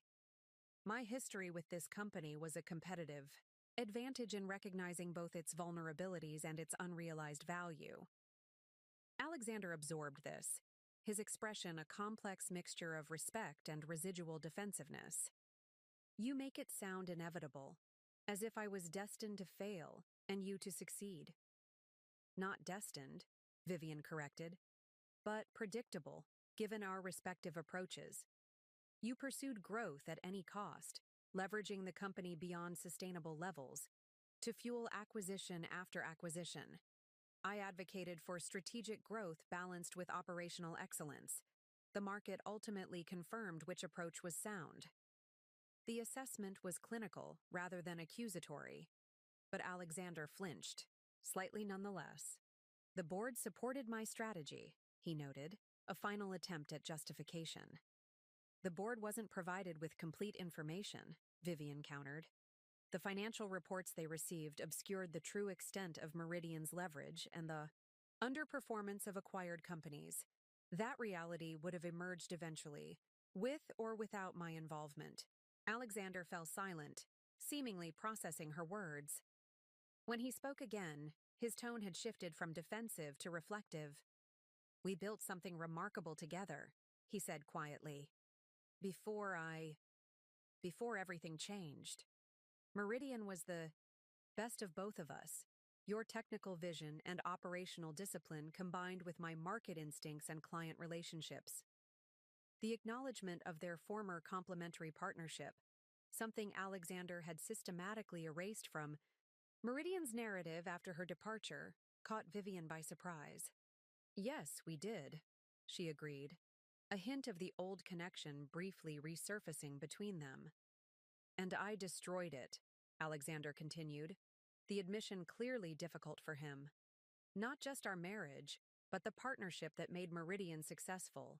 I convinced myself that I was the visionary, that your caution was holding the company back, that I could replicate our success without your counterbalance. He ran a hand through his hair, a gesture of frustration Vivian remembered from their years together. I was wrong, catastrophically wrong, and not just about Meridian, about you. The admission hung in the air between them, its significance extending beyond business strategy to the personal betrayal that had catalyzed everything that followed. Why are you telling me this? Vivian asked, genuinely curious about his motivation for this unexpected moment of accountability. Alexander seemed to consider the question carefully before responding.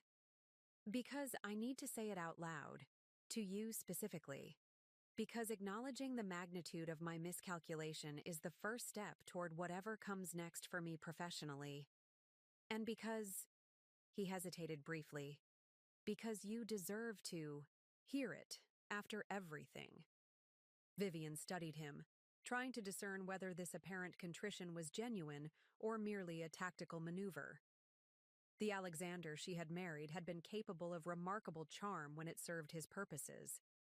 But the man before her now seemed stripped of those polished defenses, revealing something more authentic beneath. What has come next for you? She asked. He shrugged slightly, the gesture uncharacteristically uncertain for someone who had always projected absolute confidence about his future. I don't know. The non-compete limits my options in the immediate term. My reputation in the industry has suffered. Several board positions I held have been quietly terminated. The parallel to Vivian's own situation 2 years earlier was striking. The professional isolation, the uncertain future, the painful reassessment of capabilities and options. Alexander was experiencing his own version of the devastation he had once inflicted on her. "It isn't easy starting over," Vivian observed, neither gloating nor sympathetic, simply stating a truth they now both understood.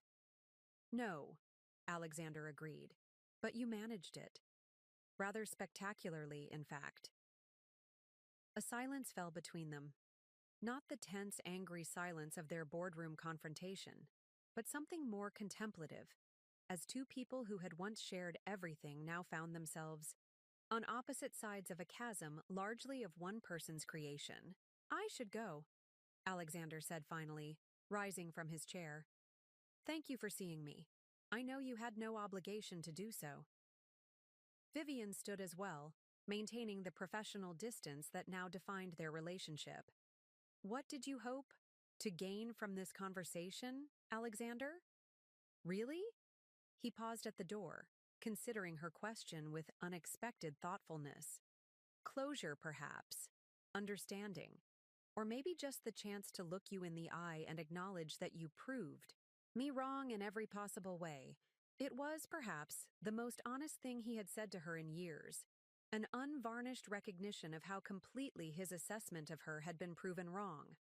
Not just her business acumen, which he had dismissed, but her resilience, strategic thinking, and capacity for transformation. "I appreciate your candor," Vivian replied after a moment. "It's something that was often missing in our later years together." Alexander nodded, accepting the gentle rebuke. "For what it's worth, I'm not contesting the divorce settlement either.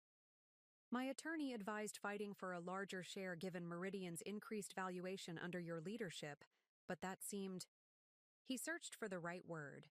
"Inappropriate, given the circumstances." "Thank you for that," Vivian said, genuine appreciation in her voice for this unexpected reasonableness. Alexander lingered at the threshold, seemingly reluctant to end the conversation despite having said what he came to say. "The industry gossip says you're implementing a complete restructuring of Meridian's acquisition strategy and reversing most of my major initiatives." "Not all," Vivian corrected.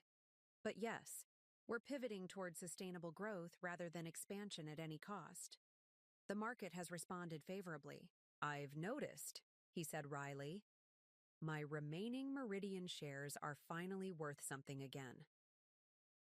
The acknowledgement of her success in stabilizing the company he had nearly driven to failure was clearly difficult for him, but Vivian recognized the effort it represented, an admission that her approach had been right all along. "I should let you get back to your day," Alexander said, straightening his shoulders slightly, a gesture Vivian recognized as his attempt to reclaim some dignity. "Thank you again for seeing me." As he turned to leave, Vivian found herself calling after him. "Alexander." He paused, looking back with a question in his eyes. "The non-compete expires in 17 months, she said. You're still a capable executive despite recent missteps. There will be opportunities when that restriction lifts." The comment wasn't quite forgiveness, nor was it precisely kindness. It was professional acknowledgement from one business leader to another, recognition that careers in their industry were rarely defined by single failures, no matter how spectacular. Alexander seemed to understand the nature of this unexpected olive branch. "Perhaps," he said, "though I suspect I have some significant reassessment to do before then." "That," Vivian replied with the hint of a smile, "is something I understand completely." As Alexander was escorted from the executive floor by security, Vivian returned to her desk, the encounter having affected her more than she had anticipated. There was no satisfaction in seeing him diminished, no vindication in his acknowledgement of her superior judgment. What she felt instead was a complex mixture of closure and recognition. Two people who had once shared everything, now acknowledging the truth of their separate paths and the consequences of choices made. Her phone buzzed with a message from Eleanor. "Board meeting prep at 2? New acquisition target to discuss." The reminder pulled Vivian firmly back to the present and the future she was building. Alexander Reed was now part of Meridian's past, A significant chapter, certainly, but no longer the determining factor in its trajectory. That responsibility now rested with Vivian, and she intended to ensure that the company's second act would be even more impressive than its first. As she gathered her materials for the upcoming board meeting, Vivian reflected on the symmetry of these full-circle moments, sitting in the office that had once been theirs, then his, and now decisively hers. Discussing strategy with a board that had once dismissed her judgment and now deferred to it. Building a future for Meridian based on the vision Alexander had rejected.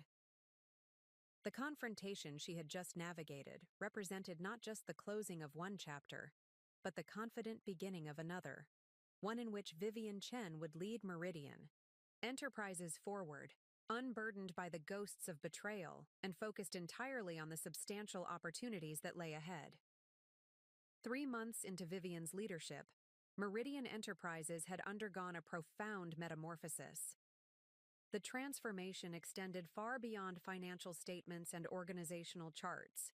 It permeated the physical environment, corporate culture, and even the energy that greeted visitors when they stepped off the elevator on the executive floor. The most visible changes began with the headquarters itself. Under Alexander's leadership, Meridian's office space had gradually evolved to reflect his personal aesthetic, imposing, status-oriented, and designed to intimidate rather than inspire. Dark woods, heavy furniture, closed doors, and hierarchical seating arrangements had signaled a top-down culture where information flowed in carefully controlled channels.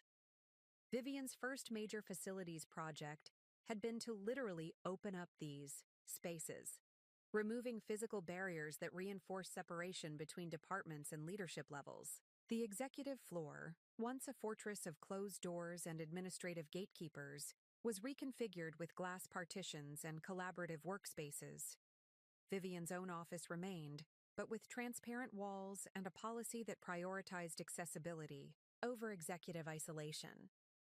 The environmental changes aren't just cosmetic, Vivian explained to the executive team as construction crews transformed the space around them. Physical barriers reinforce psychological ones. How we arrange our workspace directly influences how we think about collaboration, information sharing, and organizational hierarchy. The transformation extended to the technology development floors as well.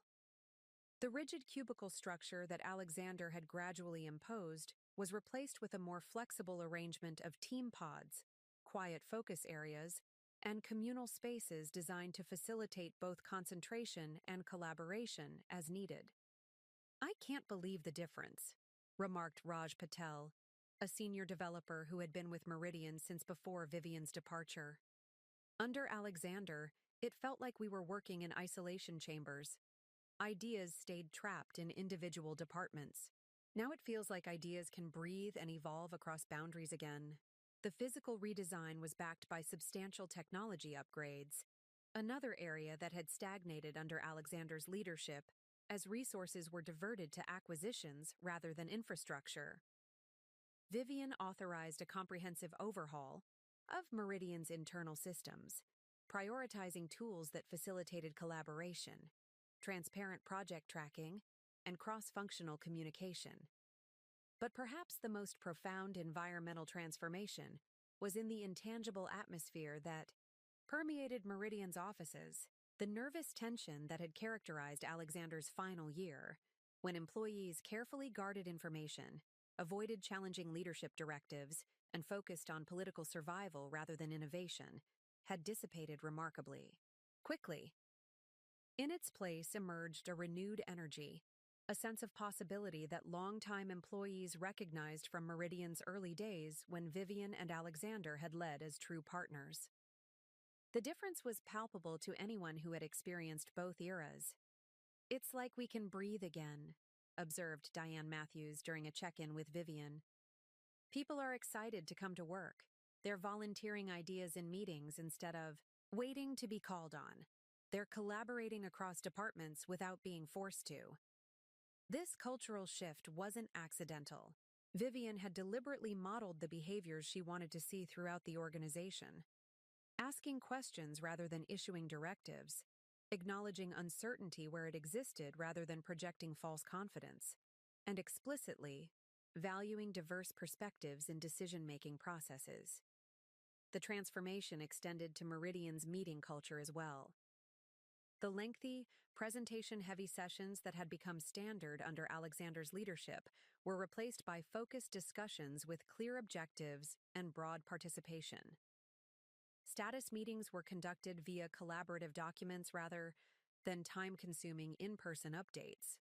And most significantly, dissenting opinions were not merely tolerated, but actively encouraged. "I need people who will tell me when I'm wrong," Vivian explained during an all-hands gathering 2 months into her tenure. "The greatest risk to any organization is leadership that hears only what it wants to hear. That's how we ended up with the Vertex merger disaster." This explicit commitment to intellectual honesty resonated throughout Meridian, particularly with employees who had witnessed Alexander's increasing intolerance for perspectives that challenged his vision. The result was the environmental transformation, not just in physical space, but in the conversational space where ideas were exchanged and decisions made. The effects of these changes became evident in unexpected ways. Employee sick days decreased by 22% compared to the same quarter the previous year. Applications for internal transfers, often an indicator of departmental dysfunction, dropped by 68%. And perhaps most tellingly, Meridian's Glassdoor ratings improved from 2.8 to a stellar 4.6 in just 3 months, with anonymous reviews specifically, citing the improved work environment and leadership transparency. Even Meridian's client interactions reflected this environmental transformation. The sleek, intimidation-focused meeting rooms that Alexander had designed to project power during negotiations were reconfigured to facilitate genuine partnership discussions.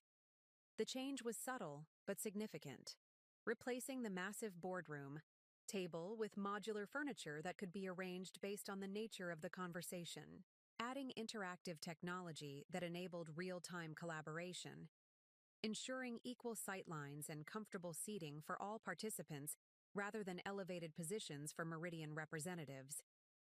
"Our physical environment should reflect our business philosophy," Vivian explained to the sales team during training on the new approach. "We're not here to overpower clients, but to solve problems with them. Our spaces should facilitate that partnership rather than undermine it." The client response was overwhelmingly positive. Several major accounts that had been considering moving to competitors specifically cited the shift in Meridian's approach as a factor in their decision to renew contracts. "It's not just that the software is better," explained the CTO of Westfield Financial during a renewal discussion. "It's that working with Meridian feels different now. We're treated like partners rather than targets. Our feedback is actually incorporated rather than dismissed." 6 weeks into these transformations, Vivian received an unexpected email from Lisa Kwan, the former VP of Product Development, who had warned her about Alexander's plans 2 years earlier. Lisa had left Meridian during Alexander's tenure, joining a smaller competitor where she had subsequently been promoted to Chief Product Officer. "I visited Meridian yesterday for a potential partnership discussion," Lisa wrote. "I almost didn't recognize the place. Not just the physical changes, but the energy of the people. Whatever you're doing, it's working. For the first time in years, I felt a twinge of regret about leaving." The message reinforced what Vivian was increasingly recognizing. The environmental transformation of Meridian under her leadership wasn't just about undoing Alexander's mistakes or returning to some earlier version of the company. It was about creating something new, a synthesis that combined the innovative spirit of Meridian's early days with the strategic clarity and operational discipline Vivian had developed during her time building Horizon Capital. The transformation extended to Meridian's branding and external presence as well. The aggressive, competition-focused messaging that had characterized Alexander's marketing approach was replaced by communication that emphasized problem-solving, client success, and sustainable innovation. The corporate website was redesigned to highlight client case studies rather than Meridian's size or market position. Press releases focused on product improvements and client outcomes rather than acquisitions and growth metrics. We're shifting the narrative, Vivian explained to the marketing team. Meridian isn't about dominating markets. It's about solving real problems with sustainable technology solutions. That's the company we originally built, and it's the company we're becoming again, just with greater scale and capability. This realignment of Meridian's external identity with its internal transformation created a powerful coherence that resonated with employees, clients, and industry observers alike. The company wasn't just saying it had changed, it was demonstrating that change in every aspect of its operations and interactions. 3 months after taking control of Meridian, Vivian stood in the center of the transformed executive floor, observing the activity around her. Engineers collaborated with marketing specialists at a shared workspace that had once been Alexander's private conference room. Account managers and developers huddled around a prototype display, debating user experience, improvements with animated enthusiasm. Through glass partitions, she could see her executive team engaged in spontaneous problem-solving rather than formal presentations. The space hummed with productive energy, so different from the tense silence that had characterized these same floors in the final months of Alexander's leadership. The transformation wasn't complete.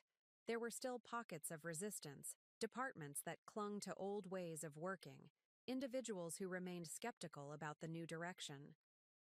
But the momentum was undeniable, building with each week as positive results reinforced the wisdom of the changes. Eleanor Blackwell joined Vivian for their weekly walkthrough of the headquarters, her shrewd investor's eye taking in the transformed environment. "You've essentially rebuilt the company's DNA in a single quarter," she observed. "That's extraordinarily difficult to achieve, particularly in an organization of this size." "The foundations were always there," Vivian replied. "Meridian's original. Culture was collaborative and innovation-focused. I'm not creating something new so much as removing the barriers that prevented that culture from thriving." They paused at the windows overlooking Seattle, the same view that had once framed Alexander's power displays during client meetings, now serving as a shared space where employees gathered for informal discussions and creative thinking. Still, Eleanor persisted. "The speed of the transformation is remarkable. I've invested in dozens of turnaround situations, and they typically take much longer to show meaningful cultural change." Vivian considered this assessment, recognizing its accuracy. "I think it's because I'm not an outside CEO brought in to fix a troubled company. I'm a founder returning to the organization I helped create. There was a reservoir of institutional memory, people who remembered what Meridian was before Alexander's later approach took hold. They weren't resisting change so much as welcoming a return to core values they already shared." This insight captured the essence of Meridian's environmental transformation under Vivian's leadership.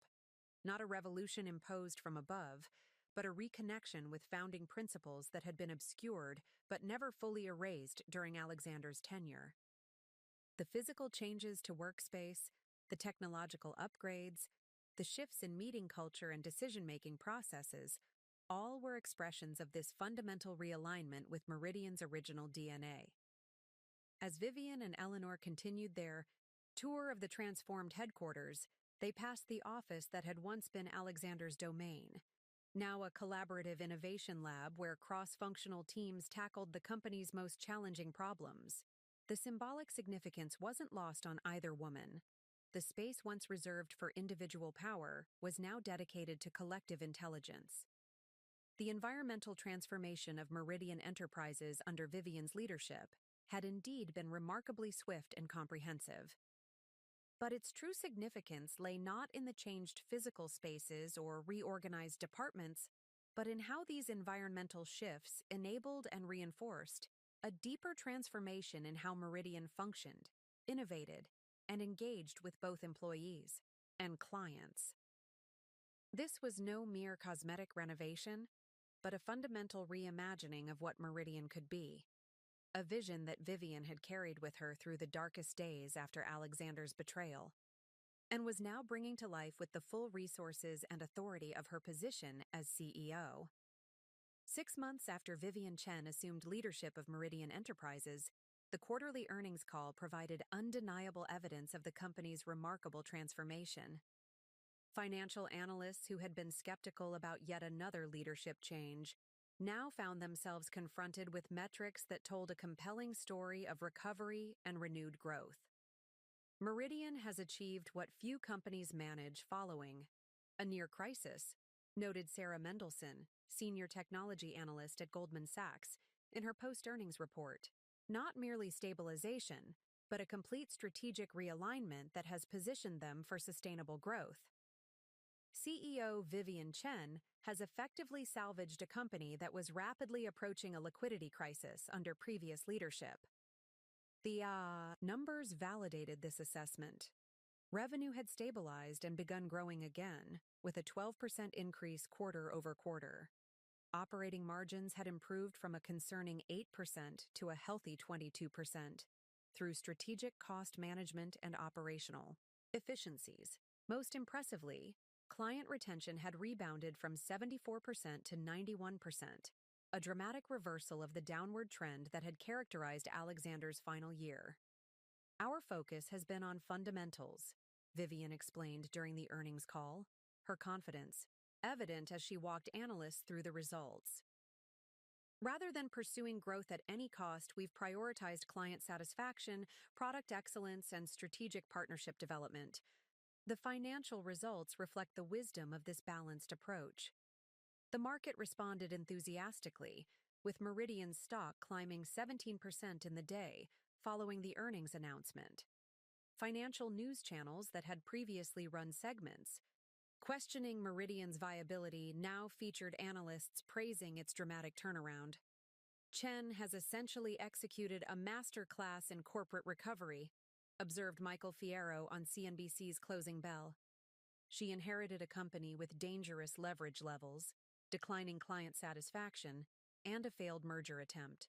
6 months later, Meridian is once again being viewed as a potential industry leader rather than an acquisition target. This external validation was gratifying, but for Vivian, the most meaningful evidence of success came from within Meridian itself. Employee surveys revealed a transformation in morale and engagement that mirrored the financial improvements. Overall, employee satisfaction had increased from 62% to 87%.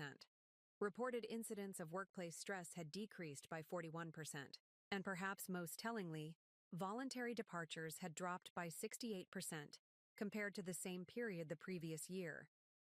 People aren't just staying because the company is stable again, observed Samantha Okafor, the newly promoted Chief People Officer. They're staying because they believe in the direction we're heading. They can see the connection between their work and Meridian's success in a way that had become obscured. This renewed sense of purpose was evident in the product development teams as well. Under Alexander's leadership, innovation had increasingly focused on features that could be marketed for competitive advantage rather than solving genuine client problems. As a result, Meridian's once legendary product reputation had gradually eroded, with clients increasingly viewing their offerings as flashy but superficial. Vivian's reorientation of the product strategy toward substantive improvement was already yielding results. The latest release of Meridian's flagship enterprise management platform had received the highest client satisfaction ratings in 3 years.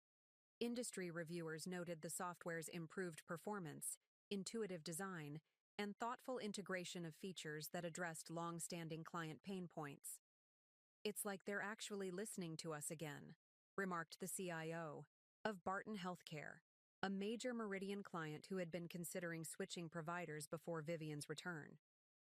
The latest update addressed issues we've been raising for years that were repeatedly deprioritized under the previous leadership. Perhaps the most convincing evidence of Meridian's successful transformation came in the form of client acquisition and retention metrics. Under Alexander's leadership, The sales team had been incentivized to focus almost exclusively on new client acquisition, often at the expense of maintaining relationships with existing clients. The result had been an expensive churn cycle, with new clients being signed at premium rates, while established customers quietly departed. Vivian had restructured both the sales strategy and compensation model to prioritize long-term client partnerships over short-term acquisition metrics. The results were remarkable. Not only had client retention improved dramatically, but the cost of sales had decreased by 31% as more business came through referrals and expanded engagements with existing clients. We're no longer selling to clients. We're solving problems with them, explained Marcus Rodriguez, the newly appointed Chief Revenue Officer who had previously worked with Vivian during Meridian's early days. That fundamental shift in approach has transformed how our clients view their relationship with Meridian, from vendor to partner. This transformation was perhaps best illustrated by the case of Westfield Financial, which had reduced its Meridian contract by 60% during Alexander's final year and had been on the verge of complete departure. 6 months into Vivian's leadership, Westfield had not only restored its original contract value, but had expanded it by an additional 25%, specifically citing Meridian's renewed focus on client success as the determining factor. The Westfield recovery isn't just about revenue, Vivian noted during the executive team's monthly strategy session. It's validation of our entire approach. When we focus on creating genuine value for clients rather than extracting maximum revenue, we actually achieve better financial outcomes. The evidence of success extended to Meridian's competitive position as well. Under Alexander's leadership, the company had increasingly relied on aggressive pricing and marketing tactics to compete, often making promises that the product couldn't fully deliver. The resulting reputation damage had made it increasingly difficult to win deals against more focused competitors.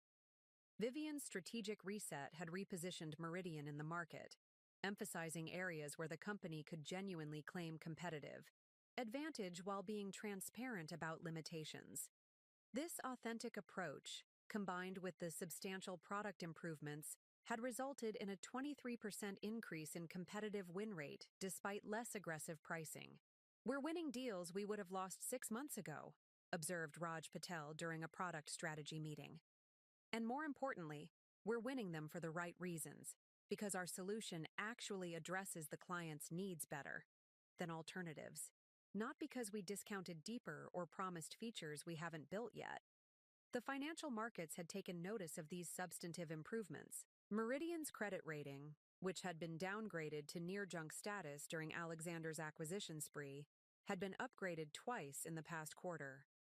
This improvement in creditworthiness had allowed the company to refinance its remaining debt at significantly more favorable terms, creating additional financial flexibility for strategic investments. The credit rating agencies are recognizing what we've seen internally, noted James Patterson during a board update. Meridian isn't just temporarily patched, it's fundamentally stronger than it was before the crisis. That's reflected in our borrowing costs, our stock price, and our ability to attract strategic partners. Indeed, partnership opportunities that had evaporated during Alexander's tenure were now re-emerging, often initiated by the very companies that had previously distanced themselves from Meridian. 3 major technology providers had approached Vivian about integration initiatives, and 2 potential acquisition targets had indicated preference for Meridian over competing offers, specifically citing the company's leadership and cultural alignment. The industry has a long memory, Eleanor Blackwell observed during their weekly update. Companies remember both how Alexander conducted business and how Meridian operated when you were involved in leadership before. The contrast has created an opportunity to rebuild relationships that many thought were permanently damaged. For Vivian, perhaps the most meaningful evidence of success came during an all-hands meeting marking her 6-month anniversary as CEO. As she concluded her presentation on the company's progress and future direction, something unexpected happened. The assembled employees rose in spontaneous applause. their faces reflecting not just professional appreciation, but genuine emotional connection to the company's revival. Later, as she reviewed the anonymous feedback submitted following the meeting, one comment particularly stood out. 2 years ago, I was updating my resume and planning my exit. Today, I'm proud to tell people I work at Meridian again. Thank you for bringing back the company we believed in. This sentiment was echoed in dozens of similar comments, each reflecting a personal experience of Meridian's transformation under Vivian's leadership. The metrics and market validation were important, certainly, but these human testimonials represented perhaps the most compelling evidence of success: the restoration of pride and purpose within an organization that had lost its way. As Vivian prepared for the upcoming board meeting, she compiled the comprehensive evidence of Meridian's successful transformation: financial metrics showing sustained improvement, client satisfaction scores reaching record levels, employee engagement metrics reflecting renewed purpose and commitment, product reviews highlighting substantive improvements rather than marketing gloss, partnerships and opportunities that had seemed impossible 6 months earlier. The narrative they collectively told was clear and compelling. Meridian Enterprises wasn't merely recovering from near disaster, it was emerging stronger, more focused, and better positioned than it had been. Even before Alexander's missteps, the transformation wasn't just a return to stability, but an evolution towards something more sustainable and valuable than what had existed before. For Vivian personally, this evidence of success carried profound meaning beyond professional validation. Each improved metric, each positive client interaction, each engaged employee represented the vindication of her vision for what Meridian could be, the vision Alexander had dismissed as overly cautious and insufficient for market leadership, as ROI. She reviewed the final slides for her board presentation. Vivian reflected on the journey that had brought her to this moment.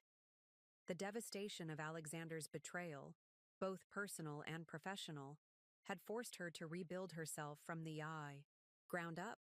That painful process had ultimately equipped her with exactly the skills, perspective, and resilience needed to rescue and transform the company they had once built together. The evidence of success surrounding her wasn't just proof that she had been right and Alexander wrong, though that validation was certainly present. More importantly, it was confirmation that the values she had always advocated, sustainable growth, authentic client relationships, collaborative innovation, financial discipline, were indeed the foundation for genuine business success. The fee. Quarterly numbers told a story of remarkable corporate recovery, but for Vivian Chen, they represented something even more significant: the culmination of a personal and professional journey from betrayed co-founder to triumphant CEO, from discarded partner to visionary leader, whose approach had been unequivocally validated by the very market Alexander had claimed she didn't understand. This, perhaps, was the most meaningful evidence of success. Not that she had proven Alexander wrong, but that she had proven herself right, creating in the process a stronger, more vibrant Meridian than had ever existed before. 1 year to the day, after Vivian Chen assumed leadership of Meridian Enterprises, she stood at the floor-to-ceiling windows of her office, watching the Seattle sunset paint the skyline in hues of gold and amber. The symbolism of the anniversary wasn't lost on her. One complete cycle from crisis to recovery, from uncertainty to validated success, from professional devastation to triumphant return. The past 12 months had transformed not just Meridian, but Vivian herself.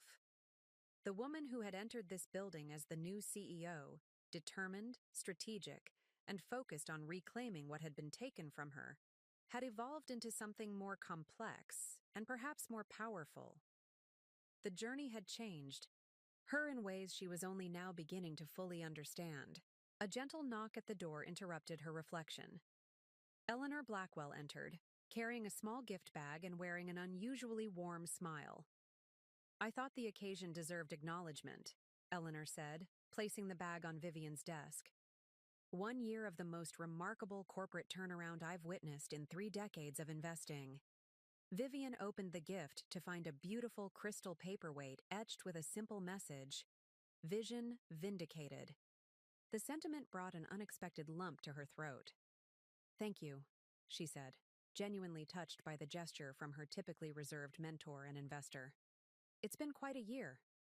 "That," Eleanor replied, "is an understatement of spectacular proportions." They settled into the comfortable seating area that had replaced Alexander's imposing conference table, the city lights beginning to twinkle beneath them as darkness fell. Horizon Capital's investment in Meridian has yielded a 218% return in 12 months, Eleanor noted, her investors' precision never far from the surface. "From a purely financial perspective, it's been an unqualified success. But I suspect the metrics that matter most to you are different." Vivian nodded, considering the question. "The financial recovery was necessary, of course. But you're right. That's not how I measure success, at least not primarily." She gestured toward the open office space beyond her glass walls, where even, at this evening hour, teams were engaged in animated collaboration.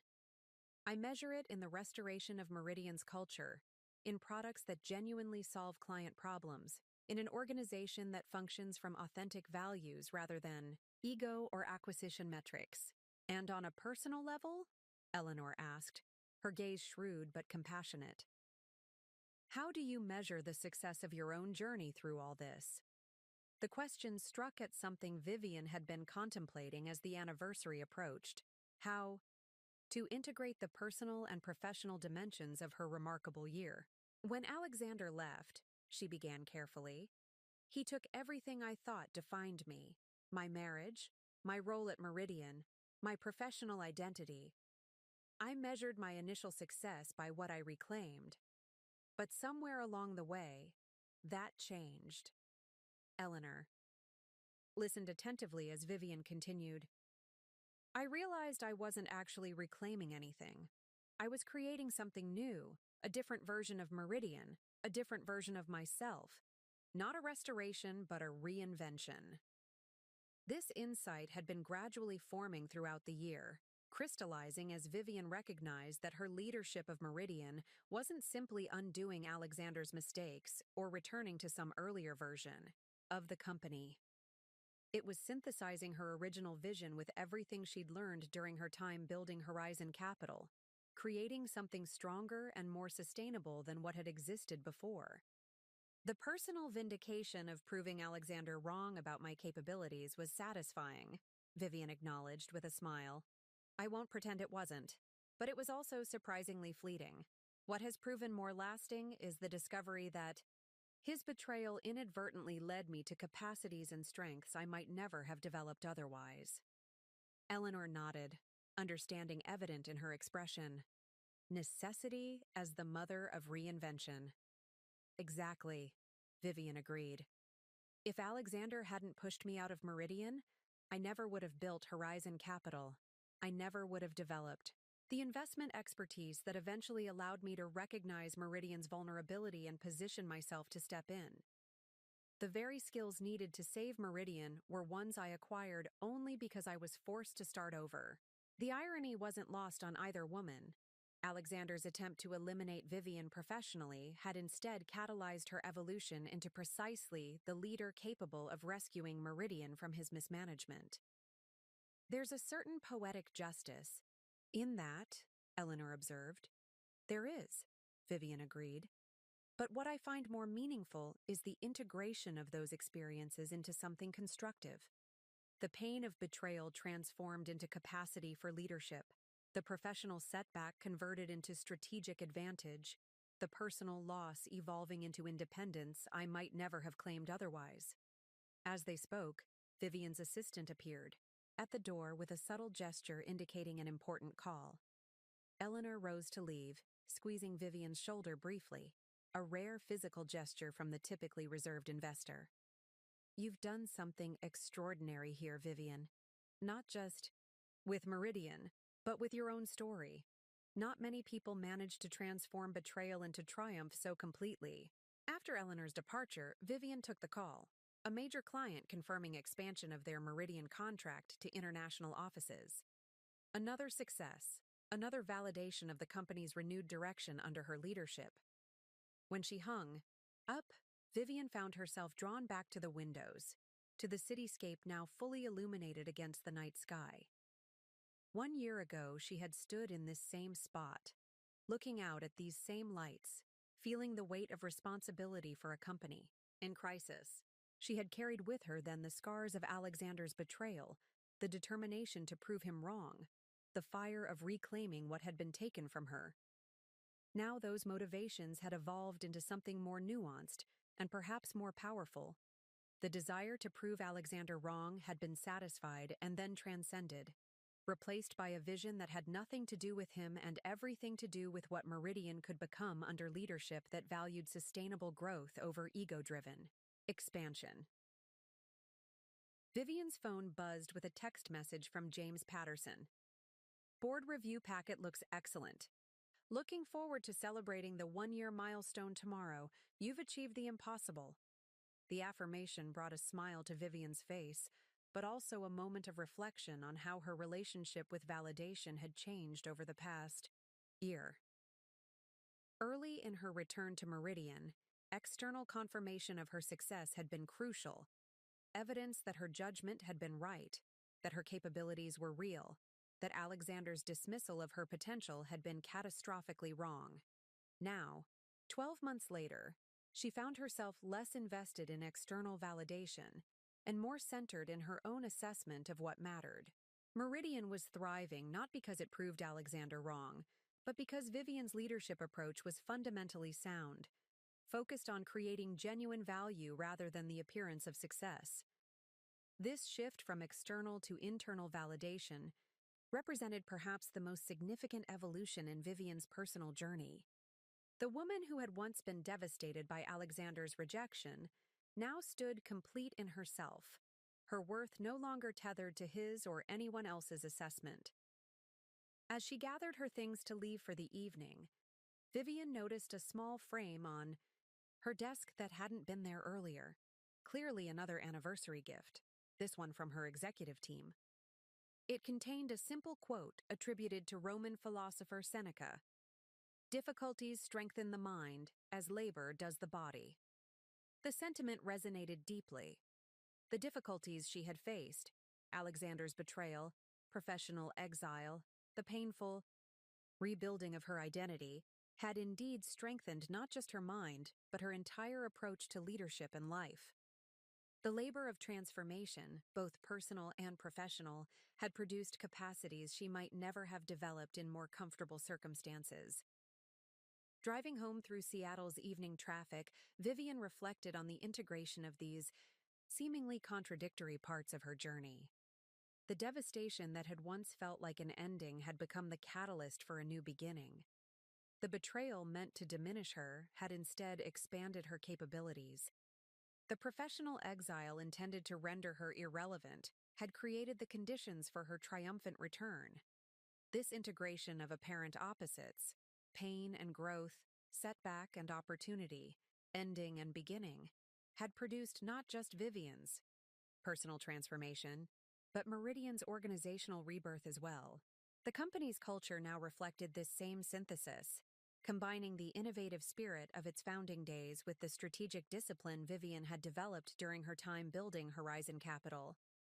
Arriving at her downtown apartment, Vivian was greeted by a stunning floral arrangement in the foyer, a gift from her brother Michael with a card that read simply, "Mom would be bursting with pride today.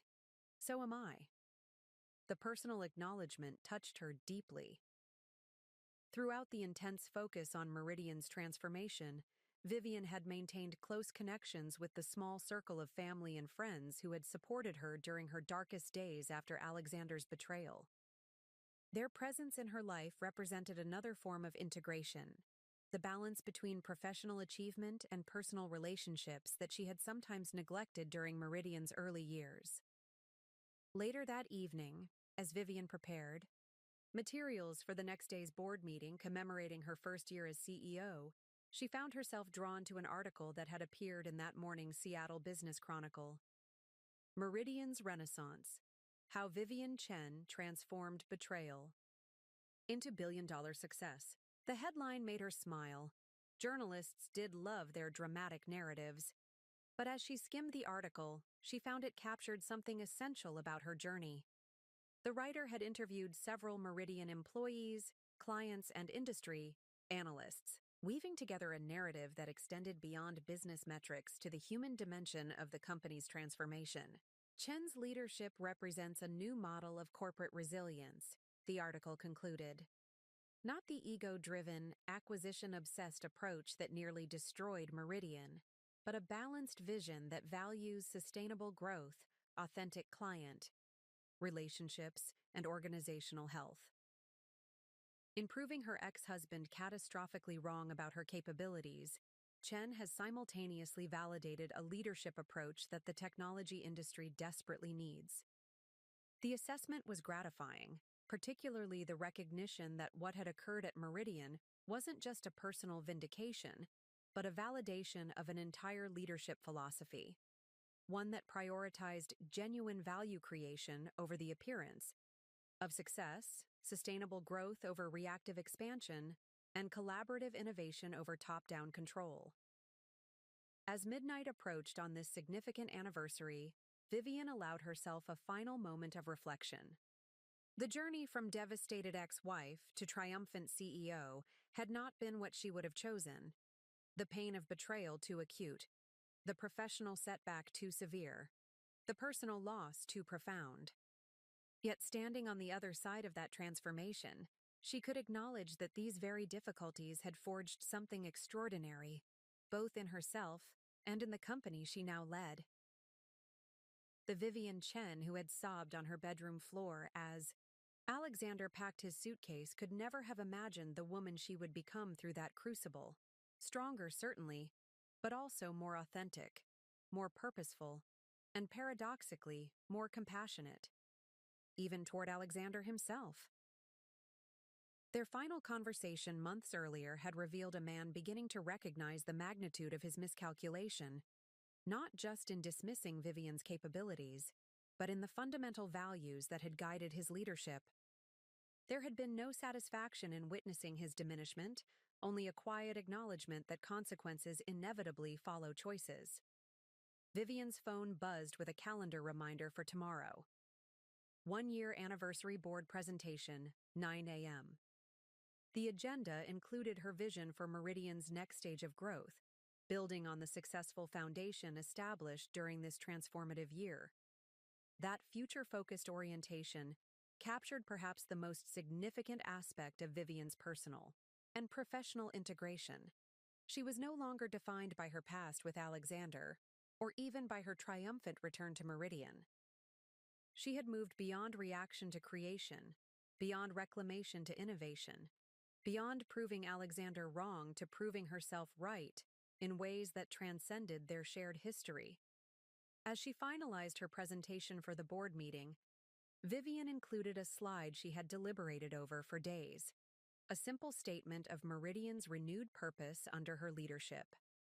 Building technology that serves humanity through sustainable innovation and authentic partnership. The words reflected not just a corporate mission, but Vivian's personal integration of all she had experienced. The pain of betrayal transformed into commitment to authenticity. The experience of professional dismissal converted into valuing genuine partnership. The recovery from crisis channeled into dedication to sustainability. Morning found Vivian Chen striding confidently through Meridian's headquarters, greeting employees by name, exchanging brief updates with department heads, her presence exuding the calm authority that had become her leadership signature. The boardroom awaited, its configuration transformed like so much else in the company. No longer designed for power displays, but for collaborative decision-making and strategic clarity. As board members gathered, the atmosphere reflected the dramatic shift in Meridian's trajectory over the past 12 months. From crisis to stability, from vulnerability to strength, from uncertainty to validated success. James Patterson, who had witnessed both Vivian's departure and her triumphant return, greeted her with genuine warmth. "1 year ago, we took a chance on your vision for Meridian's recovery," he said quietly. "It might be the best decision this board has ever made." Vivian smiled, acknowledging the compliment while recognizing that taking a chance hadn't quite captured what had occurred. The board hadn't gambled on an unknown quantity. They had recognized in Vivian the leadership qualities Meridian desperately needed, the same qualities Alexander had systematically dismissed and attempted to erase from the company's culture. As she prepared to present her anniversary assessment and future vision to the board, Vivian Chen stood not as Alexander Reed's ex-wife who had improbably reclaimed her position, but as Meridian's CEO who had earned that role through demonstrated capability and validated results. The distinction was subtle but profound. A shift from identity defined by relationship to identity established through independent achievement. "Good morning," Vivian began, her voice confident and clear. 1 year ago, Meridian Enterprises stood at a critical inflection point, facing challenges that threatened its very existence. Today, we gather to celebrate not just recovery, but renaissance, a fundamental reimagining of what this company can be and the value it can create in the world. As she guided the board through Meridian's remarkable transformation, financial, metrics, client success stories, product innovations, cultural evolution, Vivian recognized that she was simultaneously presenting the narrative of her own journey. The company's integration of apparent opposites, innovative spirit with financial discipline, technical excellence with human-centered design, ambitious vision with sustainable execution, mirrored her personal integration of seemingly contradictory experiences.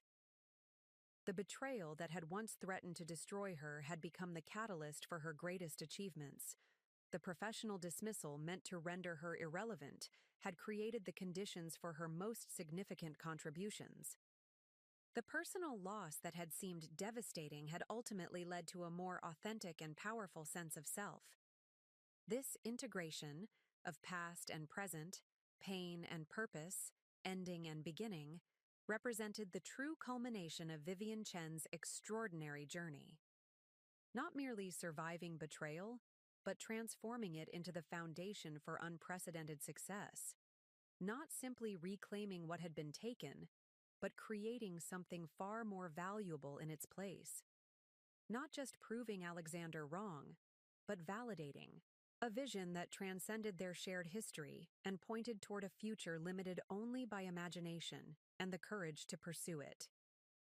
As Vivian concluded her presentation to enthusiastic board approval, she carried within her the quiet certainty that this anniversary marked not just a milestone in Meridian's recovery, but the completion of a personal transformation more profound than any corporate turnaround. The woman who had once defined herself in relation to Alexander Reed, as wife, as co-founder, as betrayed partner, now stood complete in herself, her identity forged through challenge, her purpose clarified through adversity, her vision validated through results. The journey that had begun with a devastating betrayal had culminated in triumph beyond mere revenge, the creation of a stronger, more authentic self, and a more vibrant, purposeful Meridian than had ever existed before. In the end, Alexander's most significant contribution to Vivian's life hadn't been the company they built together, or even the betrayal that shattered her world, but the opportunity that betrayal inadvertently created for her to discover capabilities, purpose, and strength she might never have claimed otherwise. As board members offered congratulations and shared their perspectives on Meridian's extraordinary year, Vivian felt a deep sense of completion, not of her journey, which would continue to evolve in ways she couldn't yet imagine, but of the chapter that had begun with betrayal and culminated in this moment of integrated triumph. Whatever the future held for Vivian Chen and for Meridian Enterprises, it would be shaped not by reaction to the past, but by vision for the future, not by proving others wrong, but by creating something authentically right. In that realization lay perhaps the most profound evidence of Vivian's transformation. She had moved beyond the need for vindication to the freedom of creation, beyond the shadow of betrayal to the light of possibility, beyond the limitations of what had been to the expansive potential of what could be. And in that integration of her past experiences with her present purpose and future vision, Vivian Chen had achieved something far more significant than reclaiming a company from the man who had betrayed her. She had claimed a self more powerful, more authentic, and more complete than any external circumstance could diminish or define. That, in the end, was the true measure of her success. Not that she owned the company that had fired her ex-husband, but that she had become a woman whose worth was no longer tied to his or anyone else's assessment. In transforming betrayal into triumph, Vivian had discovered that the most important company to reclaim had been herself. Up next, you've got two more standout stories right on your screen. If this one hit the mark, you won't want to pass these up. Just click and check them out. And don't forget to subscribe and turn on the notification bell so you don't miss any upload from us.